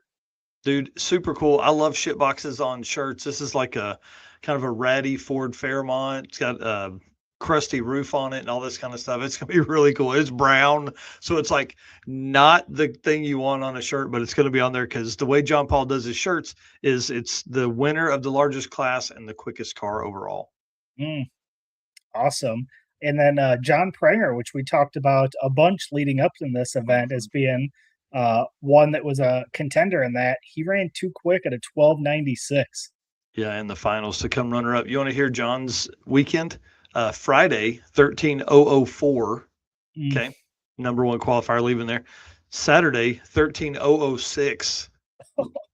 Goes into the finals with a 13.005 average. So he was our number one qualifier. But yeah, just went a little too fast. Tyler Adams also ran a 13.003 on Saturday at Milan. So, it was competitive. That 13.0 index is competitive. Yeah. Full size truck. Ralph Rugg, our buddy in the D150, takes the win in that class on runner up John Davis, who was in Thomas Robb's Ram truck that sits down on an all wheel drive Dodge Charger chassis. So Yep. super cool setup there. Love the way that truck looks. Just didn't get it done there. So Ralph Rugg, big shout out to him for the win. Yeah. And then NA small block, Tim Grabiak winning that and PB with a 10-17. Yeah, that car was on point. And then Riley Grabiak, 1064s all weekend. Yeah, like dude, she printed slips 1064 1, 1064 5, 1064 7, 1063 8. Like it was on the money. But Tim got him a free dinner out of that deal. You know, you got to have some little back and forth with your sister there for sure. In a big block winner, Jay Grabiak out there winning. It was pretty awesome to watch him go down, taking on Jeremiah Kirby in an 815 cubic inch Chevelle. That thing is incredible. It's that light green color. It's awesome. Ran a 781 on day one. Wow. It was wild. Sadly, Jeremiah couldn't make the call to the lanes for the finals on Sunday, but ended up getting it fixed like 8 minutes later and come up and made a pass. But just really a short time, just trying to get, 60 and 330 foot put together for drag week coming up. Wow. Daily driver, we got Frank Viziano, Yeah. 1028 over Chris Vanderwalker. These dudes battled it out. I think these guys raced side by side, I don't know, 12 times a day, something like that. They were not scared to run around, and they were really close. Like those cars were within a tenth of each other, just about each pass. So it was pretty cool. First race of the weekend, this is kind of I love this with the circuit. We always make it a big deal for the first race, kind of kick off the thing. Kathy and Ralph Rugg ran side by side. So Ralph had not had his truck out since 2023, brought it back out. Kathy, this was her first opportunity to come back out with new mini tubs. So she had a new tire on the back. And I don't know if this is going to get him in trouble, but Ralph won both races. They end up going heads up against. And from there, it was, whoever they ran against next. But to kick off the event, it was Kathy versus Ralph. And Ralph barely won. I mean, like by probably a truck length. So it was pretty cool. Amy Treadle, you guys will know the Treadle name from Jim Treadle, who runs a 7-second, 67 Firebird, 68 Firebird, whatever. She actually got a stock Eliminator Chevy 2 with the 283 in it for her Mother's Day gift. And it was her first time to be out racing. And they've raced together for 30 years. They've been together a long time.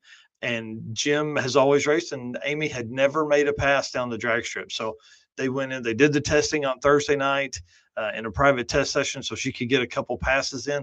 And then she just hammered through, man. We wanted to see 100 miles an hour out of her, and she got to 97.1 one time. So she's so close. So now, she's got to work on a little bit and get her reaction time down, maybe hold the throttle pedal down the whole time type deal. It's a problem I have. And then last up, One name that we talked about a bunch before going into this, and I haven't heard here. Talk a little bit about the Deal Brothers and what happened there. So they did some testing on what we would call day 0, but it was a private test session. It wasn't part of the event, but I think it probably will become part of the event moving forward. So we didn't have times. The boards were off because they were also testing for a big small tire race they were having out there. And then the Deal Brothers come out 676 on day 1, bro. Just, laid the boards down on it. It was impressive, being a full second ahead. But as David goes to pull away from the end of the track down there, he said it felt like something was binding up in the transmission. And then finally, he said he heard a big pop, and it was like a release of tension in the transmission. Well, what it had done was hurt the planetaries, which completely ruined first gear for them. And so they ended up making the drive because we were going from Dragway 42 to Milan, which puts them back in the same area with a lot of their friends, Sarah Johnston and her husband, and all those guys, Travis Fothey, and all those guys that we know from up in that area. And so they were going back there. So they put it on the lift, they pulled the transmission out, and they were going to, they thought it was just clutches or something like that had welded together, or had meshed together, not welded, but turns out it was planetaries. Couldn't get apart in time. Nobody had one that would handle 3,000 plus horsepower. And so, they basically DNF'd from there, but they worked on it hard late into the night on Friday night after meeting everybody at Chris Ryder's place at Mountain Machine and then Right Coat. So it's pretty cool to hang out with those guys, and they had a lot of fun. I think we're definitely going to see them back next year because, one, they got to get redemption, but then two, they're trying to bring in some fast cars. Like, they're already on Steve Morse, trying to get him to come up. Kyle Morse would do really well in any class he chooses. I think he would do great in the 850 index stuff with the Blue Mustang. I know it's faster than that, but we know he is, he can tickle the keys, like all that. But that car's probably fast enough to go into street car too. So, mid sevens out of that class would be pretty interesting. For sure. So that's our updates for Heads Up Hustle. Again, we'll dig in a lot more on Saturday morning once we get the guests lined out for all of that stuff. But we've gone way over, dude, and I'm really sorry to the Havliks because we got to get rolling here. So again, we'll be talking about all of Heads Up Hustle. Just big shout out to Jared Bonnet, who was my Uber driver when I got to town. Drove me around in this 51 Ford, took me to their shop. Super cool experience. And then on our way back, Mike Murata in a twin turbo Volvo 740, bro. Love that. Primo stuff right here. Stick shift car, made a rip from about 50 to 130-ish, something like that on the highway. Man, I'm all allegedly.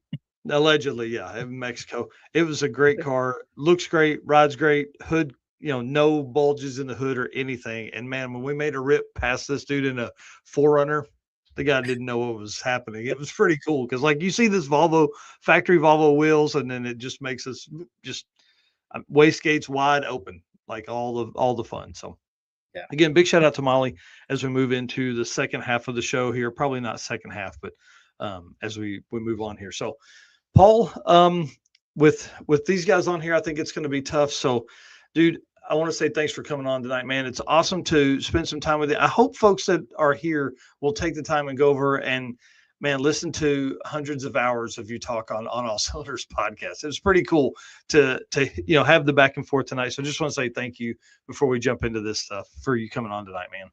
That pleasure is all mine. I mean, I'm glad we got a chance to finally hook up and do this thing, man. It's great. And it's great talking to you guys, and keep on keeping on.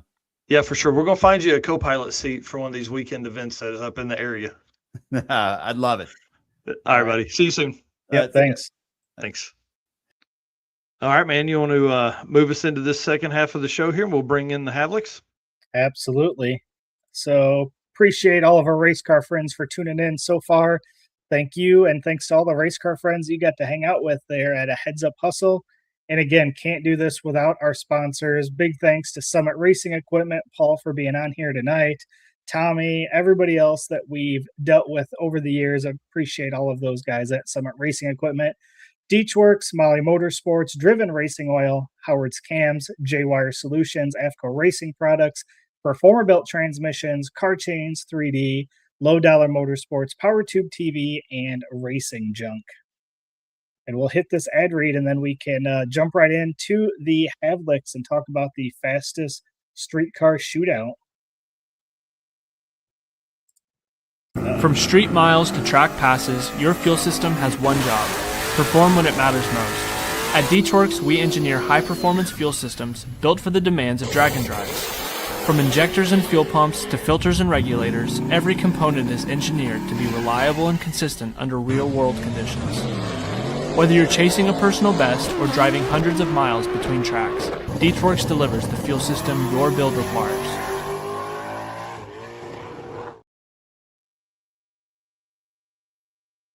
All right. We ready to bring them on? Let's do it. Right. It's down. Oh, sorry. That's my fault. Sorry, guys. I'm kicking you off and everything. All right, guys. I want to start off by saying sorry. Oh. I told these guys like 8:15, and it's now 8:38. So appreciate you being so patient. No problem. Yeah, we're awake. You've only got another week of 20-hour days. I can see that. That's all right. Sorry, I was just trying to make it bigger on my end. No, what'd she say? I was just trying to make the screen bigger on our end. Oh, yeah. All right, let's get into this thing, man, because I'm telling you, Eric and I say it all the time. This is one of our favorite events of the year. The Hot Rods by Havlik fastest street car shootout. What started as like a tribute reunion race is now like this animal, man. Like there's some badass cars coming, some super cool people, a lot of really fun stuff. And just again, this shot, iconic, bro. I think as we move into the next 15, 20 years of this event, this shot here is just going to become more and more iconic. Yeah, hopefully the fireball gets bigger, the track gets so overfull, we'll be parking them in the grass and bring it on. Become more chaos. That's what we're looking for. Well, and you guys are good at chaos, man. That's for sure. You guys do a hell of a job with that kind of stuff. And is this the fourth year for this event? Third year. Okay. You guys are you're seasoned professionals now. I guess. Yeah.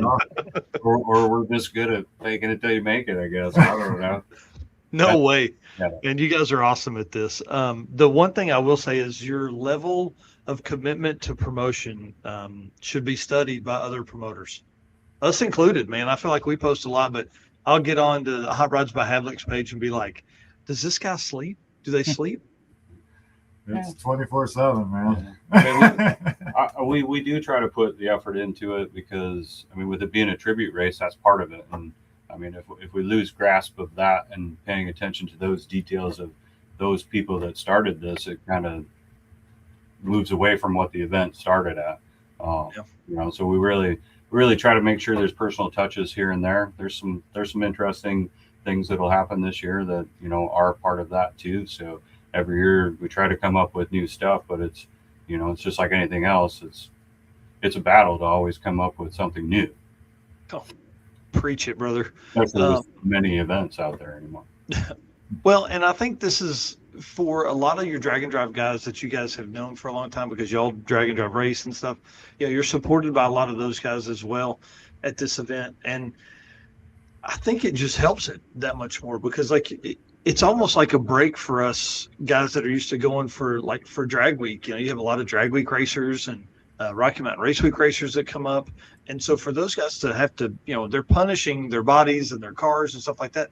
This, I hate to say car guy vacation, but because there's a lot on the line here at this race, but they don't have to worry about driving 300 or 400 miles each night, you know?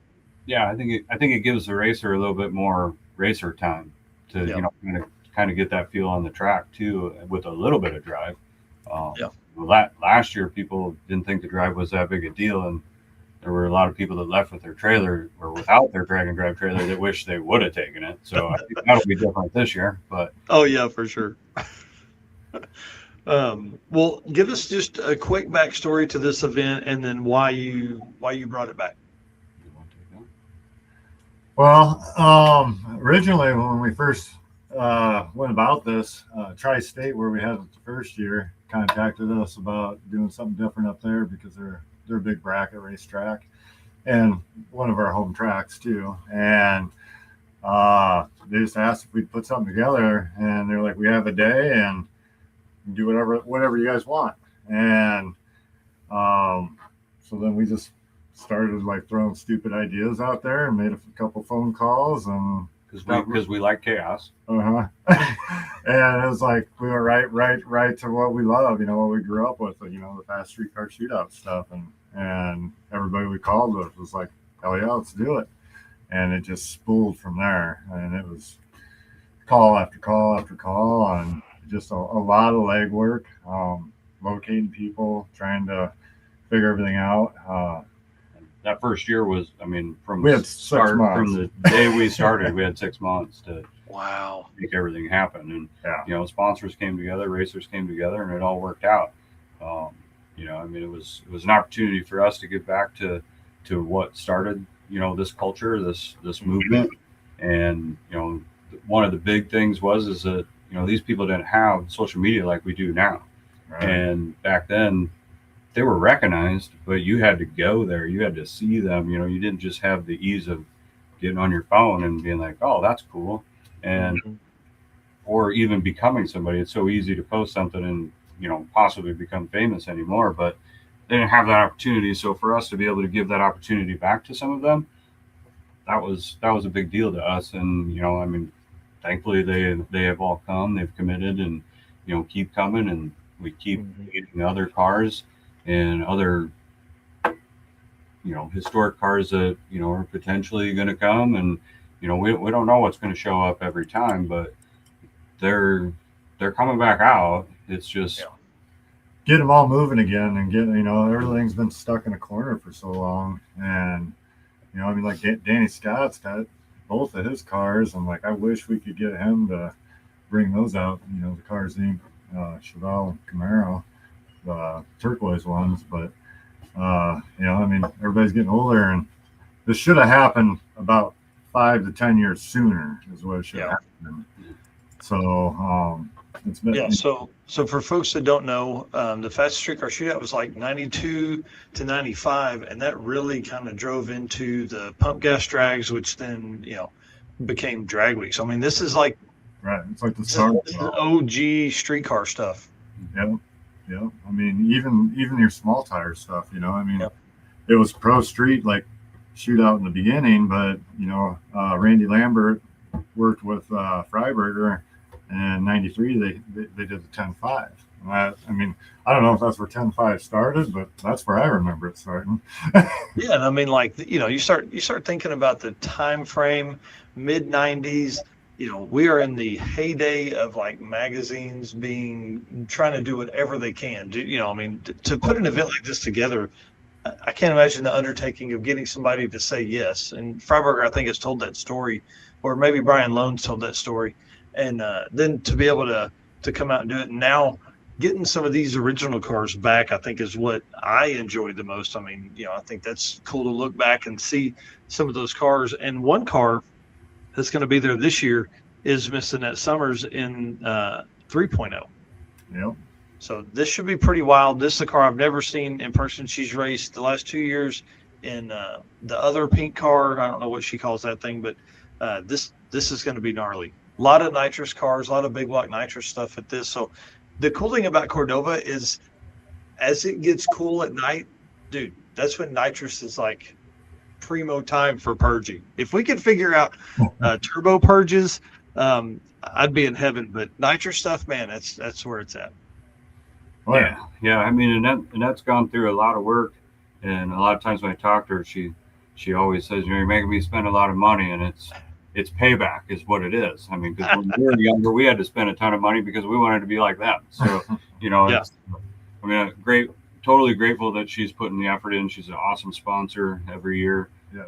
Can't thank her enough for being committed like she is. And, you know, I mean, think about it. She's rebuilt 2 cars in the last 2 years, because we're just getting to the 3rd year. So, you know, I mean, she's put a ton of effort into both of them cars. I mean, the original pink car, it was sitting on Jackson since 96. It got parked in 96 and it moved until 2 years ago.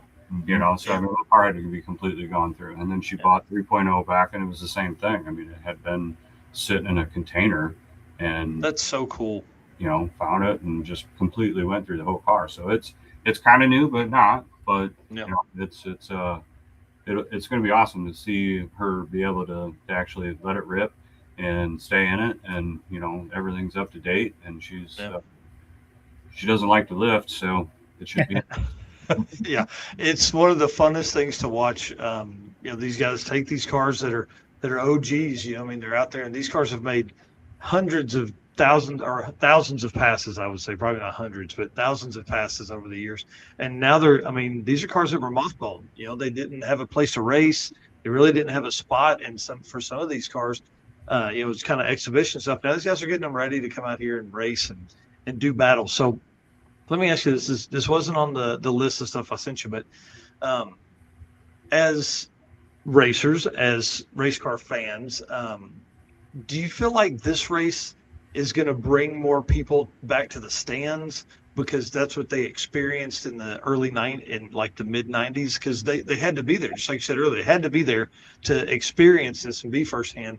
You know, maybe we've gotten away a little from that a little bit because they could watch it on the live stream, which you have a live stream, but I feel like this is people are going to relive more of this fun stuff, seeing these cars again, by being here at the event. Well, I mean, that's one reason we did the whole spectator ride along deal, trying to get the spectators out there and involved. I mean, how cool would that be to go for a ride in a Lenko shifted car, Right. I'm in. We were talking with Larry about it like at the beginning of the year, and Larry's like, I'd be okay with doing it with the OG car, and then we thought, yeah, we'll get a handful, and that'd be cool. And then we started kind of doing it, and then all the racers started contacting us that wanted to do it, and then it just kind of spooled, and then it's like, you know what? These guys want to go take spectators for a ride. We'll do as many as we can. We'll fill staging lanes and stuff. So I mean, we did the giveaway drawing for the weekend passes already for those 24 cars, and then the day of on Thursday, everybody that's there prior to the ride-alongs, they're going to be able to get in the drawing for a drawing that day, because we still have a whole list of other cars that want to get involved and get the spectators. So if we can fill the lanes, that would be awesome. Dude, how so I want these people that are watching to understand this. You can literally ride in one of the race cars. You can ride in a race car as a passenger if you're there on Thursday. It's a drawing. You got to get there. You got to buy your tickets. You can put in the drawing. Man, tickets are free. Yeah. Do what? Tickets are free to get in the drawing. Wow. You get into the event, you get to put your name in the drawing. Oh, that's awesome. So just the ticket for the entry is your entry into the drawing. Yeah. Oh, wow. 2 o'clock. Dude, you guys are wild. This is going to drive people to build cars. Because I'll tell you this much, if I ever ride in Goldstone's Javelin, I'm going to need a fast car. Yeah, so at 2 o'clock, we're going to keep drawing names until we run out of cars. Yep. Wow. So, man, that's awesome. And that's on Thursday. Yep. Okay. And you need to be there Thursday anyways, because you need to be there to experience this gigantic, incredible photo shoot. I mean, what this shot from Dirty Panda doesn't show is the starting line. Dude, all of these racers were on the starting line because we had to get out of the way, 1, for the shot to be the best. But then 2, we all wanted to see that big explosion. Mm-hmm. Yep. So everybody just plan to be there Thursday. What time is the photo shoot, and what's the schedule for Thursday? So Thursday, gates will open at 8 a.m. and then we'll have tech inspection till 5. Red line ride along starts at 3 p.m. We'll do the drawing for on-site people to, get a ride also. And then probably we're going to shoot for 6 o'clock to start setting up for the photo shoot. We're changing it up a little bit this year. We've got it. It's one of those things you got to change it up a little bit every year to make it a little fresh and new. So a little bit different layout. Might take a little bit more time, but we'll work through that. And then hopefully, depending on how many cars show up Thursday, we're going to fill that track as far as we can. And like I said, we'll park them on the grass if we got to. So if everybody wants to come Thursday, we'll find a spot for you out there. Dude, that's so cool. And then shooting for, probably 7:30ish, kind of about what it was last year when we light the bomb and take the picture. But where the bomb will be similar, but there's going to be some changes to that too. But you'll see that when you're there. Nice. And that's something you got to be there. That's not live streamed. One thing was really cool last year when Eric was taking photos, obviously, but the amount of photos taken, like he's recording, was it on your phone or on a GoPro on top of the camera? It was on my phone. Dude, it's like it was crazy. Everybody was the same way. I mean, we were all recording. There were 150 phones up in the air, and we had a GoPro set up and had the big camera set up, and man, it was all over the place. It was really cool. Yeah, we've got a couple pictures of people taking pictures.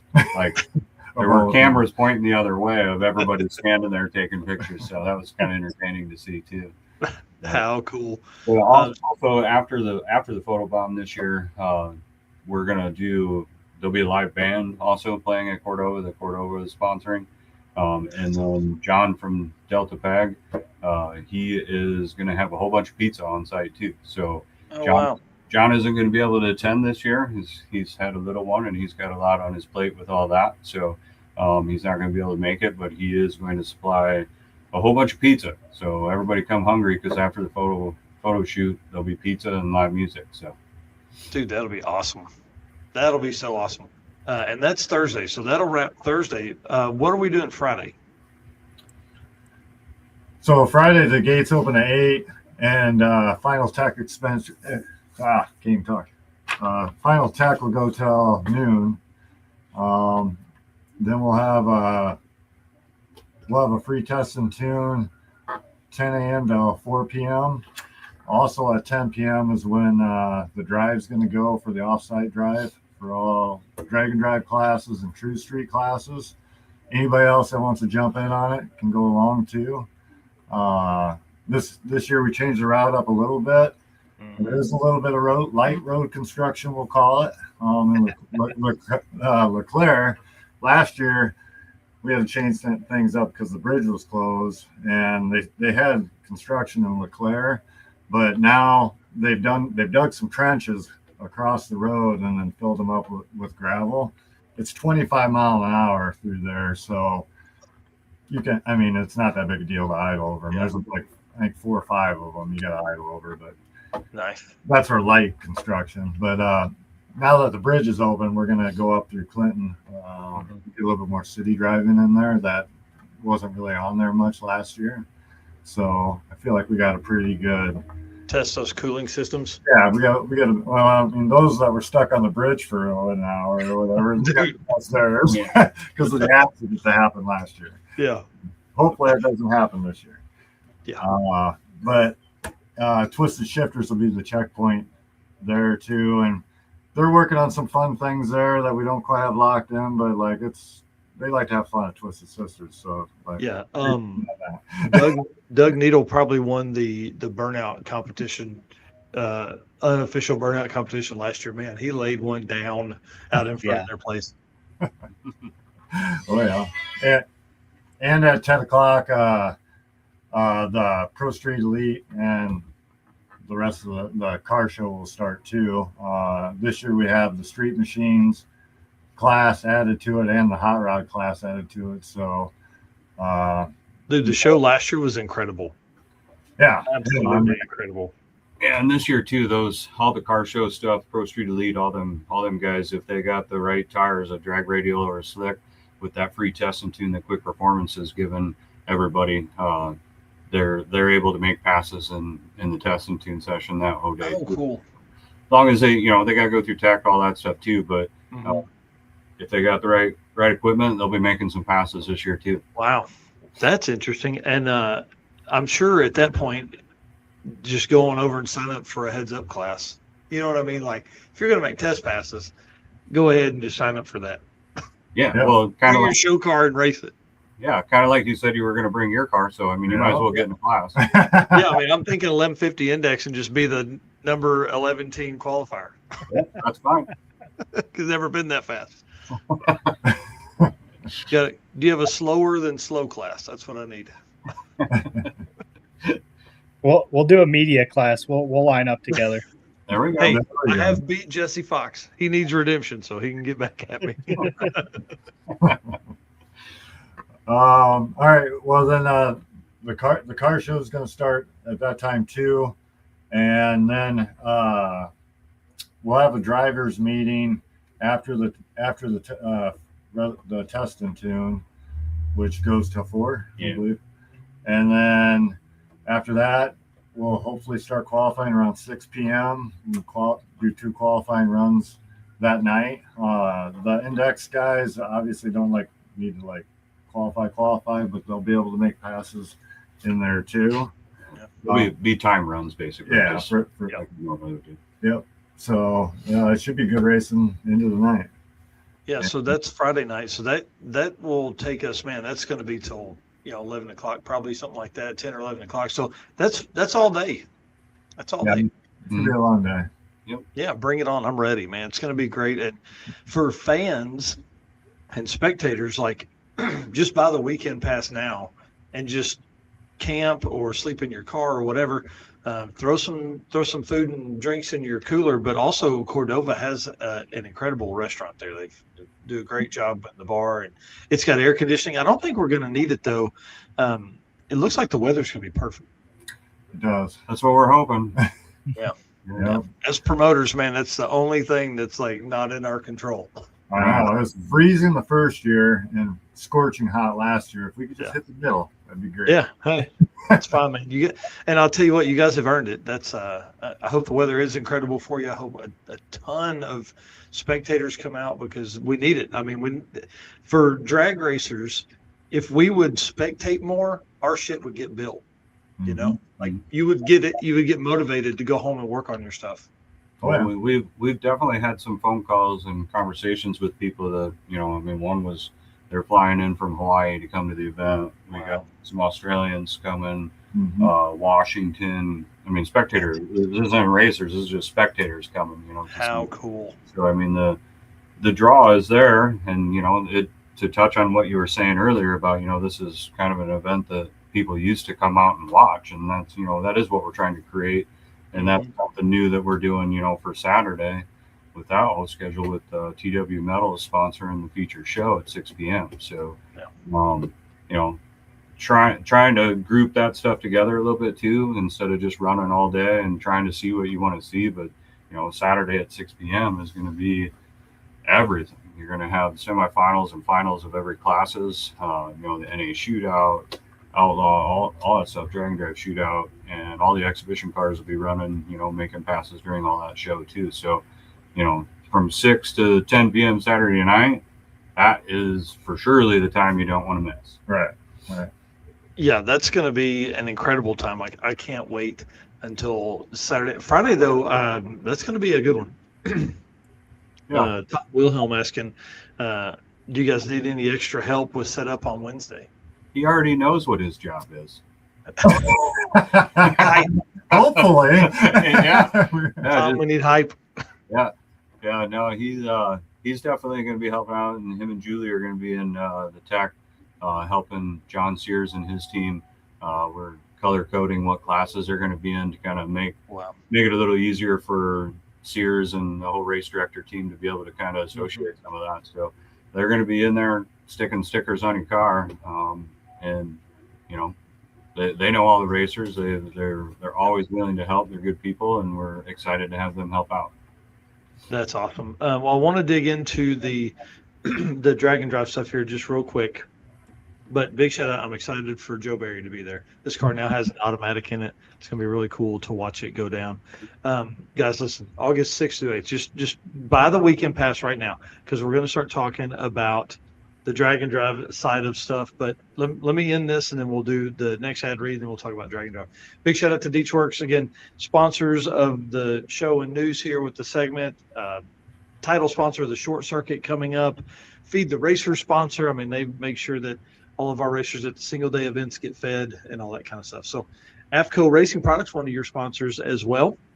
Racers know when you want performance that wins, you want AFCO.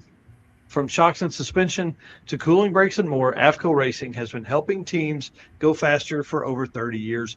Built by racers, for racers. Check out the AFCO Advantage and follow them today on social media for the latest in performance parts. AFCO Racing, built to win. I want to give a big shout out to Eric Saffel and Rex French. They're huge supporters of what we do here at Drag Drive Repeat, but also you can find them at a lot of different Drag and Drive events across the country. They're always out there doing fun, cool stuff. So let's talk about this Drag and Drive Shootout, man. I'm ready. There are some heavy hitters. How about third place overall? Willie Fair coming out in the 55 here, or 56? Six, I think. This car, I mean, bad to the bone. Can't wait to see him there. Of course, Tony Wiseman, one of the funnest cars to watch. This car is like, I don't know, it's so loud, and it's one of the few cars that do drag and drive with like a roots blower on them. Like one of the few. Rich Pedraza, I haven't seen him race his car in several years, so I'm really excited to see him. We're posting a lot of these cars over on Drag Drive Repeat. Of course, tagging the Havliks. You'll see those photos on there, but you guys have to go follow the Havliks as well. Hot Rods by Havlik on Facebook. The workload you guys put in is insane. But let's talk about this route map.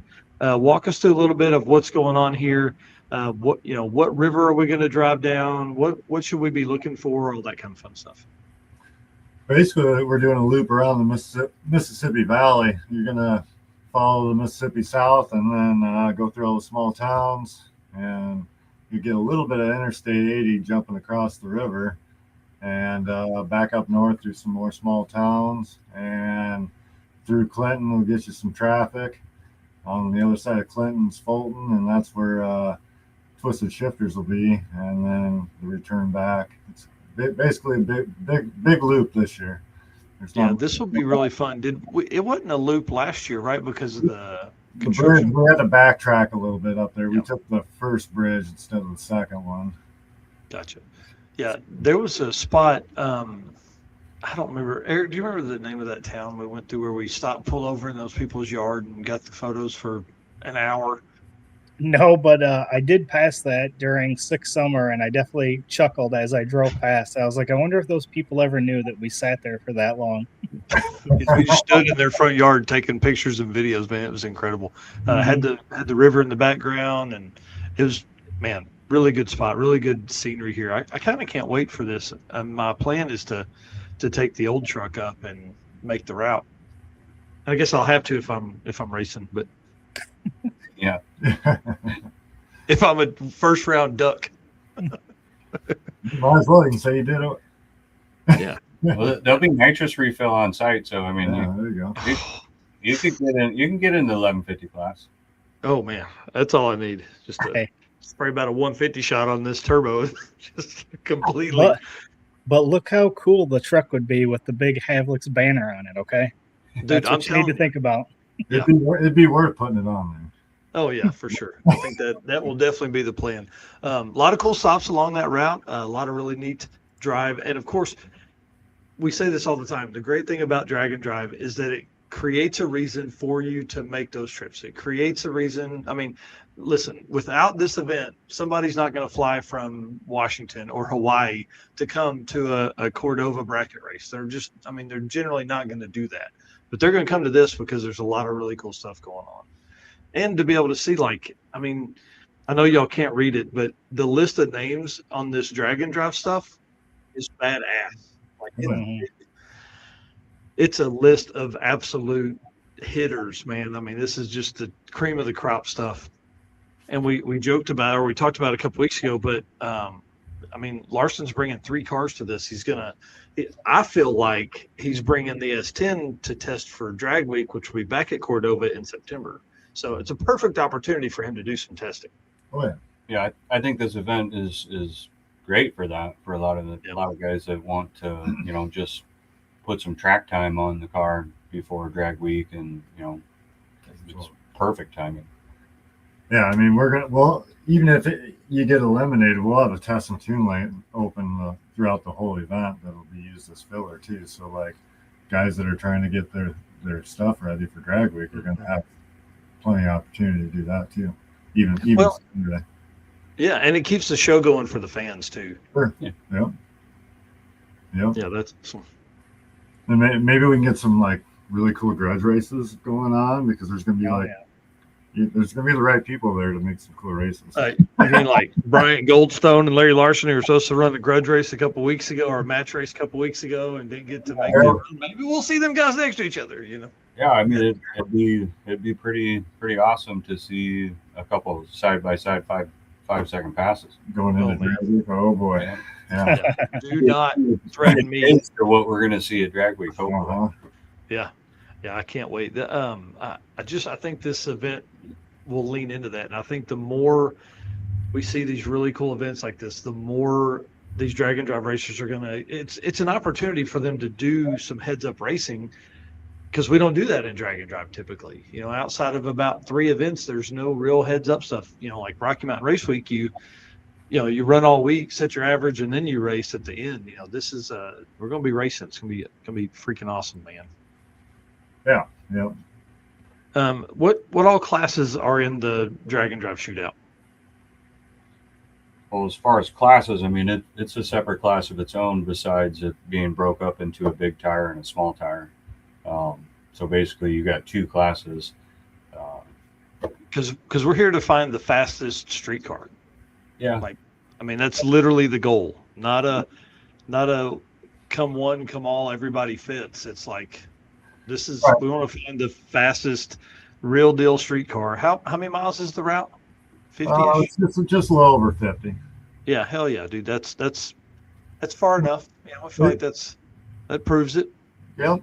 Yeah, but I mean, at the same time, yeah, we're trying to find the fastest street car out there, but we're not turning anybody away. And I think there's some people that get a little bit, turned off by the event because they don't want to come out because they feel like, they might not be fast enough. But that's not necessarily all true. I mean, yes, that's the goal. We want to see fast stuff. Who doesn't? But there's a place for everybody. That's why we have index classes. There's 4 separate index classes all the way from 850, 950, 1050, 1150. And then there's a class that every car fits in one way or another. So yeah, I mean, if you're looking to run 13s, just come race me. Well, the Drag and Drive Shootout, like that's all done by qualifying. So we have the Rocky Mountain Race Week small tire class, and then we have WFO Productions big tire quick 8 class. So those are both going to be, your top 8 of small and big tire. Everybody else that doesn't qualify for those is going to go together in another all-in shootout. So doing that by qualifying, we're basically making 3 really good, like, competitive classes out of the Drag and Drive Shootout, basically. Oh, yeah. And the NA class is set up that way, too. So there'll be a quick 8 NA, and then like a non-qualifier NA, but basically regular NA and the quick 8 NA. Yeah, like a second chance race almost. Right. But doing it off of qualifying, it puts together like some really, really great classes. Yeah, that's interesting. So those guys for the NA Shootout, that's brought to you Hot Rod Magazine. Big shout out to Mike Galimi and the team over there. I can't wait. They've been covering cars in that class for the last 2 months, I think, something like that, in Hot Rod Magazine itself. So that's really cool. I mean, good job to you guys on getting them on board. That's just awesome to see the kind of coverage that you've earned here. I mean, it's hard to get that stuff, We will have Hot Rod on site too. That's awesome. One guy there, possibly 2. We don't know for sure, but there will be somebody there walking the pits doing something. How cool. So. Dude, that's awesome. That is so awesome. Along with 10 others too. Yeah. Coming this year. So yeah. A lot of media teams coming. I know Richard Brewer and I have been talking. Dirty Panda, he's going to be on site with some drone work and stuff like that. And then reels and things. I mean, of course, Eric and I will both be there. Eric is our, I don't even bring a camera with me anymore. It's point and shoot stuff because Eric is so good at it. Makes my stuff look bad. But I'll be there getting some reels and interviews and content and stuff like that. So that'll be kind of fun. And then, of course, some of the racing and stuff. So. And then a bunch of other folks. Alan Smith was in here making comments while ago. Mr. Fabulous Photography. He's going to be over there. He's doing, I think he's doing a lot of stuff with Annette Summers. So that'll be kind of cool when they're, running into this event. And he was backing her up last year and all that kind of fun stuff. He's bringing his car, so you should bring yours. Yeah. And he's actually. I'm driving mine up. I told him to drive his. He said no, it's too much of a race car. So I'm going to have 400 and something miles or 600 miles on it before I even get there. It's street car ready. I'm going to pull it up right now, actually, and see how far it is. I mean, it made it to New York City and back. Let's be honest. It'll be fine. A once over is always good for it, right? Right. Send it, man. Yeah. Yeah, it's going to be not quite as long as New York and back, but it'll still be a little bit of a trip for you. Yeah, it's 550 miles one way to get from my house to Cordova. So bring it on, brother. That'll be cool. And I can't think of a better reason to do that. So I don't have the list of racers here in front of me, but what are you most excited about for this Drag and Drive Shootout?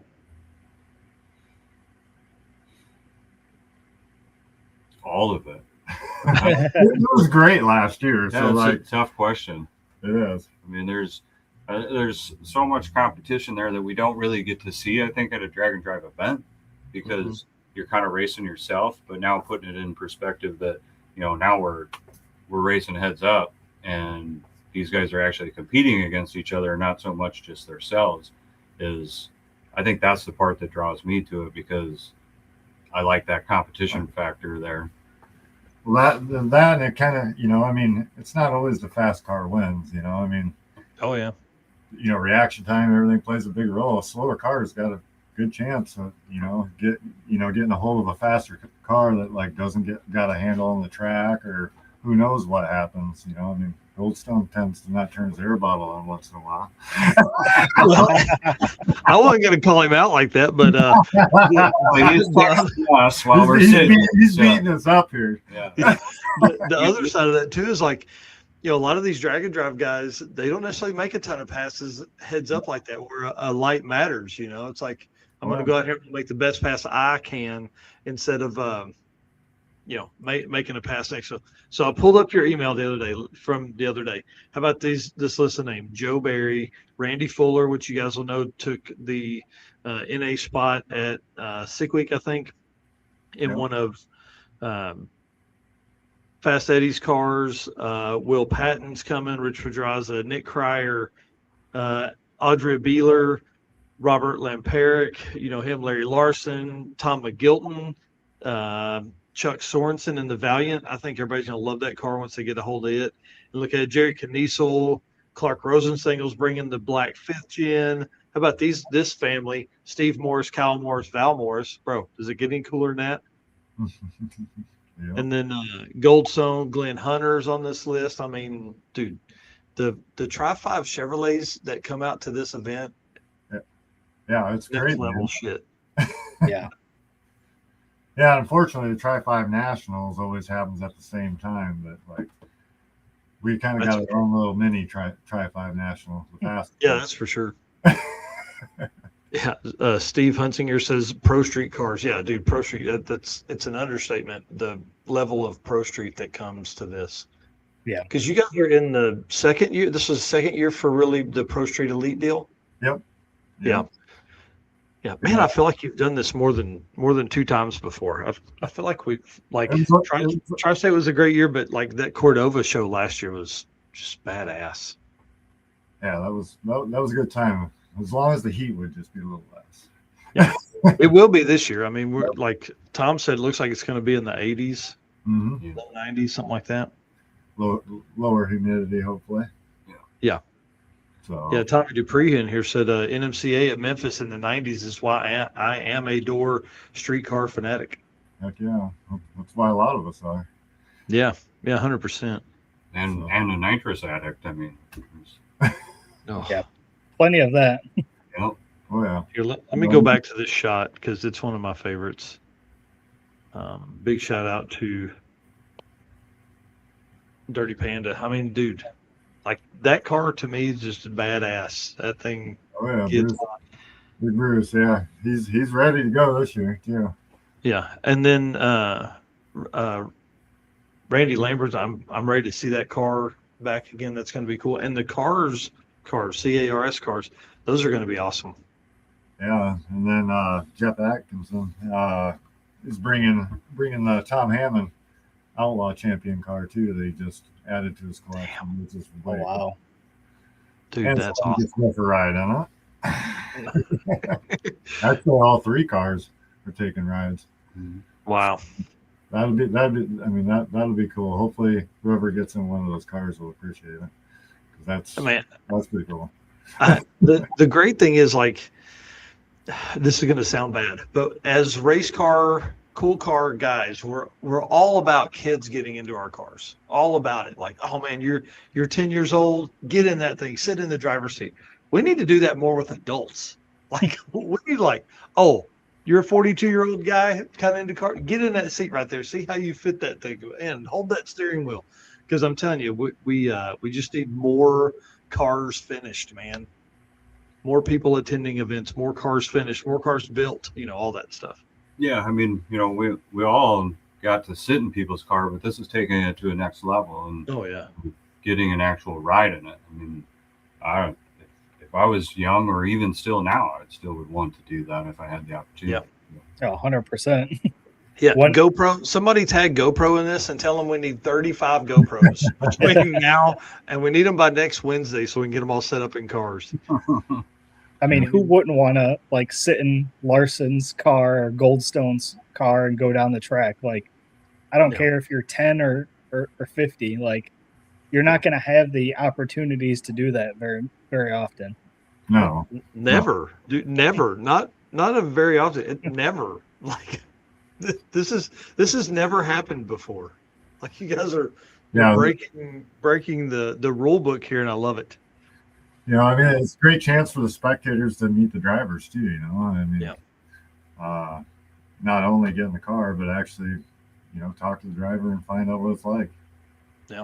Yeah, and thanks to all the racers that you know have gotten involved. I mean, we've had some people, you know, want to call the person that has, you know, won the ride and wants to talk to them, and you know, and you know, the racers are just as excited about it as, you know, the spectators are. Some people are, you know, going to bring some shirts for some of the people that are won rides, you know, and they're going above and beyond to make it special for the people that won the ride too. So I mean, hats off to you guys, you know, whether you're watching or not, but thank you for participating in this and, you know, bringing a chance to spectators that just isn't something you get to do. Yeah. And if you are a racer or pro streeter, because there is RDB has a whole lineup of that, you know, it's pretty bad pro street cars that are doing it too. But like if you want to do it, talk to us. You know, we'll add it right to it. The more people we can get in there, the better. Hell yeah. All right, let's end this segment here. I'm trying to end the show by 2.5 hours. So guys, thanks so much. AFCO, it's going to be awesome. Do you know, is AFCO coming this year? Are they going to set up a truck? Yep, they'll be there. Oh man, hell yes. Yeah, they're Can't wait to hang out with Eric and those guys. Yep. Yeah, that'll be a ton of fun. All right, Eric, you want to do some Performer Built transmission stuff? Yep. Performer Built is the official transmission builder of Drag Drive Repeat. At Performer Built Transmissions, their goal is to engineer and build the toughest transmissions on the planet. Performer Built doesn't just rebuild transmissions, they systematically re-engineer each model to eliminate OEM flaws and achieve the highest levels of performance. That is why they say their transmissions are not just built, they are Performa built.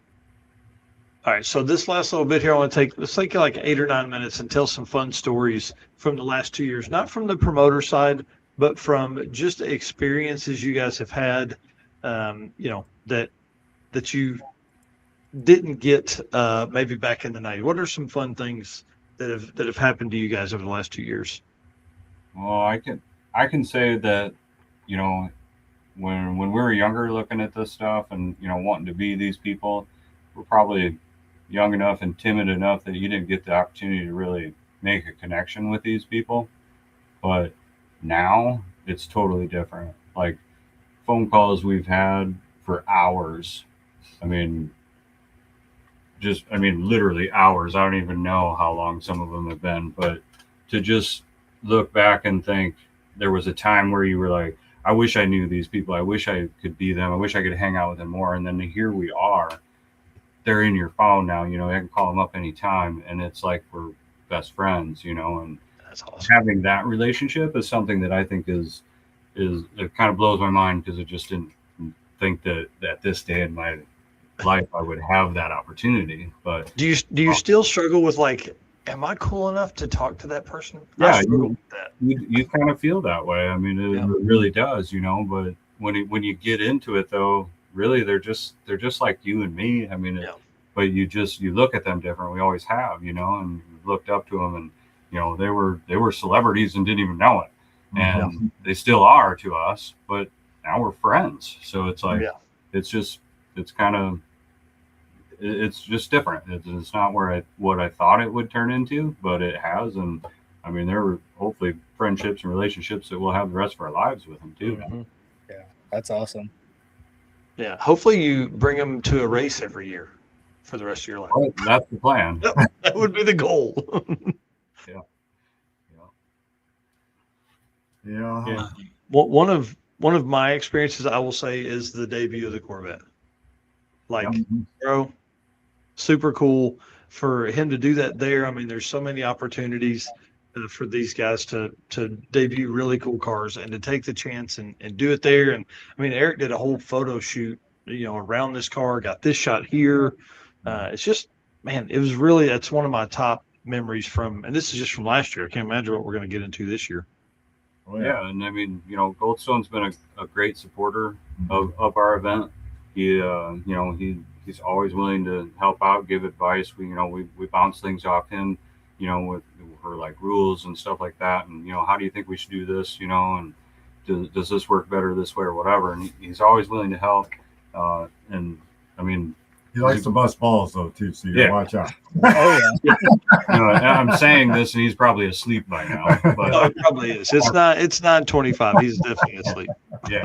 So, but I mean, really though, I mean, he's a stand-up guy, and we greatly appreciate everything he's done to help out too, and look forward to always seeing him there.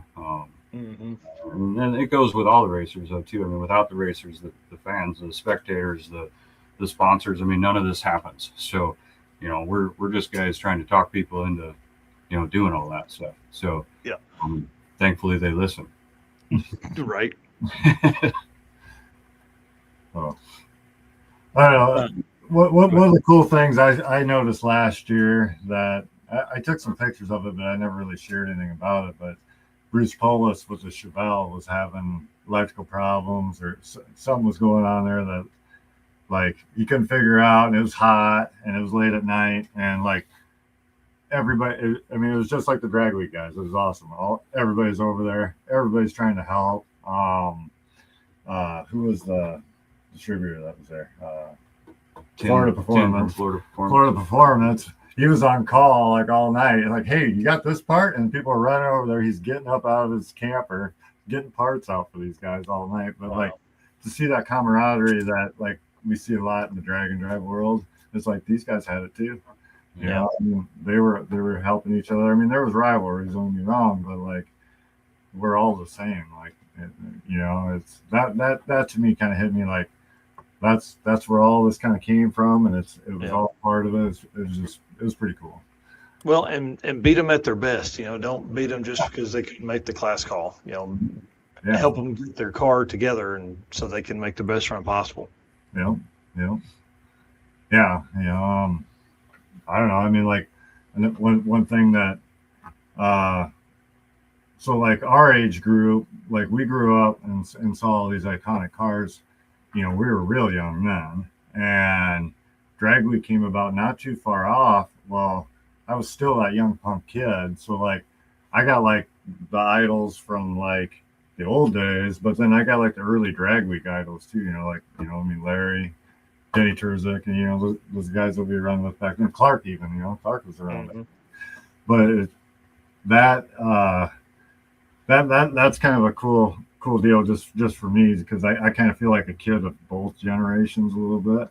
And now that we're doing this race and we get to talk to all of them, it's kind of surreal, honestly.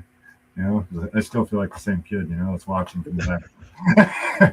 Right, but now you're the dude. You're the guy in the front of the lanes. You're the guy making decisions and things like that, man. It's so cool to see too. Yeah, I mean, Rod Savory probably, expects me to contact him at some point every year, because I do, because you got to. But at some point he's going to commit, if you keep poking. But and so. And hopefully that comes through at some point. But because he does know where the original Corvette is. It is accessible. Wow. But we just don't know yet. So but we're working on him. And I told him, I said, I'm going to call you every year until it happens. So that's awesome. That's awesome. Another one of my favorites is Miss Annette. This is such a cool, iconic lady of power. I mean, like, she just, she broke so many barriers for females in the community. I mean, she is a take no shit kind of kind of lady to come out here. And, she gave Eric and I all the time we wanted. She would give us interviews anytime we came over, not just interviews, but also just good conversation. We stood there, I think, talking for an hour or something like that about just the camaraderie and things like that come from, these events, and everybody being nice and upfront and helping everybody, again, making the best pass they can. And so it's really cool to like have, such a celebrity, in our opinion, for doing what she's done, to, basically just take the time to spend with everybody. And I'm telling you, there were people at her pits all weekend that were doing the same thing we were, just talking to her and hanging out. It was really cool. Oh yeah, she's got a lot of good stories. Yeah, that's for sure. Yeah, she's pretty awesome. I love the way she came out there that Friday night on that test thing. She come out there, killed the tires, purged it through the motor, and just let it rip, man. Like, yeah, there was no easy pass. She just killing. Yeah, and that car was all over the track. I mean, I think at some point she was running about 800 feet there in a 8th mile pass. She was all over the place. It was really fun to watch that car go down. Oh yeah. I think one of the things that sticks out to me too from last year is was one of your old cars that you got to drive, right? Wasn't it one of them that was yours from high school? The Chevy 2, yeah. Oh yeah, that was one of the original cars that I had back in.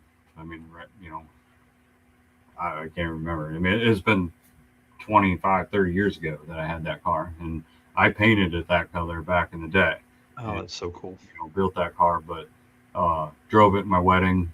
And the guy that owns it now, he lives in Pennsylvania, and he brought it out to the event because my anniversary was on the event last year, my wedding anniversary. So yeah, we got to sit in it. Honestly, I got in it, and it felt like home. Like it never left. Yeah, it was cool. Yeah, I thought that was pretty cool. See you guys drive that over and got some pictures of that. That was pretty cool. Yeah, that's not something that just happens every day, right? Like you said, from Pennsylvania to bring that out was super cool. Yeah, well, and it's kind of part of the event. The event touches feelings. I mean, when do you go to an event and there's tears at the awards ceremony? I mean, the first year was like, oh, we should have brought tissue boxes, like we were, and handed them out at the awards. But it's awesome though to see that. I mean, we touched people's lives, and we gave them something, and that is gratifying. 100%. Yeah, on another note, this is Al Tucci's 40th year. Oh wow! So we're gonna do that's really cool. We're gonna do something special for him. Yeah, that's really interesting, man. So announcers, you've got him, you've got Adam Dory coming up. Yeah. That'll be fun. I love to hear them two go back and forth because Al doesn't really do a bunch of drag and drive stuff at all, and so to hear Adam's color commentary about the racers and the stories that are going on, and Al's reaction to that, it's one of my favorite. The dual combo there is pretty cool. Yeah, between the two of them, they cover the whole era. Oh, yeah, that's for sure. Right. Yeah, and the knowledge that Al Tucci has is irreplaceable. 100%. All that I have no idea, but it's amazing to watch him sit up there and talk too, because there isn't nothing wrote down. It's just all upstairs. Yeah. It's pretty wild and for him to remember that stuff. I mean, you start thinking 95 was 31 years ago, you start figuring out like, holy shit, he called those races back then. He's calling them now. Like, how like what deep part of the Rolodex of his brain is bringing that info back up, That's the stuff he loves. That's why he can remember it. Yeah. Man, awesome. He probably never thought that there would come a day where he'd be announcing the same cars he did right now, So I mean, that's pretty cool in itself too. Last topic here. You guys, it's hard to explain how iconic this shot is going to be moving forward. The shot of all those cars lined up down the track. Let me get back here. This shot here is just so cool, and so many people in the as we move into more events and things like that. I think this right here is really going to be just an iconic shot forever. I mean, there's people that have bought posters of this to put on their shop walls. I mean, it's going to be really cool. I know we're going to have a problem this year. We're going to be in the grass just because there's so many cars. Hopefully that'll be coming, or I'm sure cars that are already signed up. I mean, the list of the Drag and Drive Shootout is longer than it was last year for sure. And you know how those racers are. We don't show up till the last minute and then sign up that day. But I mean, just some of the iconic cars in this lineup right here, you start thinking about 30 and 40 years worth of experience in those cars and what that means. And then just this shot, man, with the explosion, with the way they're lined up, all that kind of cool stuff. I'm ready. Yeah, and I mean, we will have them posters at the merch trailer, but we didn't advertise them for sale because we're doing something with those this year. And I mean, I guess there's no reason why we can't say, but every registered racer this year is going to get one of those posters with their registration. So, and then what's left, we will sell at the merch trailer if people want that. How cool, man! That's awesome. Now I got to register. We were going to put them out there for sale, but we thought, you know what? Let's give it to people. I mean, that's part of the event too. I mean, there's people out there that have events and they want to charge for everything they possibly can, and at the end of the day, you got to survive. But if we can do special things like that, it's more meaningful. That's part of our event too. Yeah. Hope people understand the investment you just made in posters for them. Yep. Because I know what those things cost, and it's expensive. Mm-hmm. Yeah, but like to be in that picture, I mean, awesome. Like the company that's going to be on the track at the same time, at the same place is insane. Oh man, insane. Yeah. Insane. I'm ready. Okay, so next week, guys, get ready. I'll be there Wednesday night. I'll be doing, the plan is right now is to do live from the show somewhere. I don't know if I'll be in the pits walking around talking, if I'll set up in the bar again. That was a good time. I had the opportunity to, announce that AFCO Racing had come on board at your show there. We were able to announce that. That's pretty cool. I may just start messaging racers and see if they want to come in and just sit down next to me and we'll have a beer and kind of a drag driver Pete after hours hangout session in the bar and on Wednesday night. So I know we'll see. I'll let you guys know. We'd love to have you back on then. I know that's probably the worst night possible for you guys to come in and spend 15 minutes, but love to have you. Wednesday's probably the best night, actually. Yeah. We'll be setting up all day. We'll have racers coming in Wednesday that have let us know that they're coming, but I mean, Thursday, Friday, Saturday will be busy days, but we'll make it through. Oh yeah, dude! If anybody can do it, it's you guys, man. I'm telling you, we've said it before. Your level of commitment to this community is pretty awesome. And if you guys aren't following Hot Rods by Havlik, you need to get over there and do that because they're total badasses when it comes to racing, but also promotion. Thanks. Yeah, absolutely. And there will be a live stream this year, and it'll be on our YouTube, Hot Rods by Havlik. You'll be able to go there and watch it. For anybody that can, that's awesome. We will still have it. So yeah, that's cool. All right, well, I'll see you guys next Wednesday. All right, see you there. Sounds good. Yeah, We'll see Later. you guys. Thanks, guys. See ya. How cool, dude! I can't wait, man. Yeah, I'm excited. I'm ready. I'm ready. I need to go make a couple quarter-mile rips in the old truck because Great American Detour was only 8th mile. Maybe I need to make a couple rips just to get ready. I don't know. We'll see. I'm down to the last few ricks of wood on the drag and drive trailer that I've used in the past. Maybe I start pulling that thing around for the next week. But anyways, dude, I'm really excited about next week. I think it's going to be really awesome. Man, just the level of car that's going to be at Havliks is insane. So. Yeah, it always is. Yep. Bring it on. Well, again, big shout out to Ryan Snyder and the team at Performer Built Transmissions. Appreciate them and all they do for us here. Sir, is that it for us? Should we sign out? 2.5 hours? That's it. Appreciate everybody that tuned in tonight. Again, all of our race car friends in here making comments, our guests, Paul and the Havliks for being in here. Appreciate all of them and all the race car friends we're going to see here next week. So once again, appreciate all of you guys. And again, we can't do this without our sponsors. We can't take your old truck. We can't take the 240, go to these events, cover these events, do all these things if it isn't for this great list of sponsors that we have supporting us So thank you to Summit Racing Equipment, Deechworks, Molly Motorsports, Driven Racing Oil, Howard's Cams, J-Wire Solution, AFCO Racing Products, Performer Built Transmissions, Car Chains 3D, Low Dollar Motorsports, Power Tube TV, and Racing Junk. And we'll see you guys on Saturday morning. See you.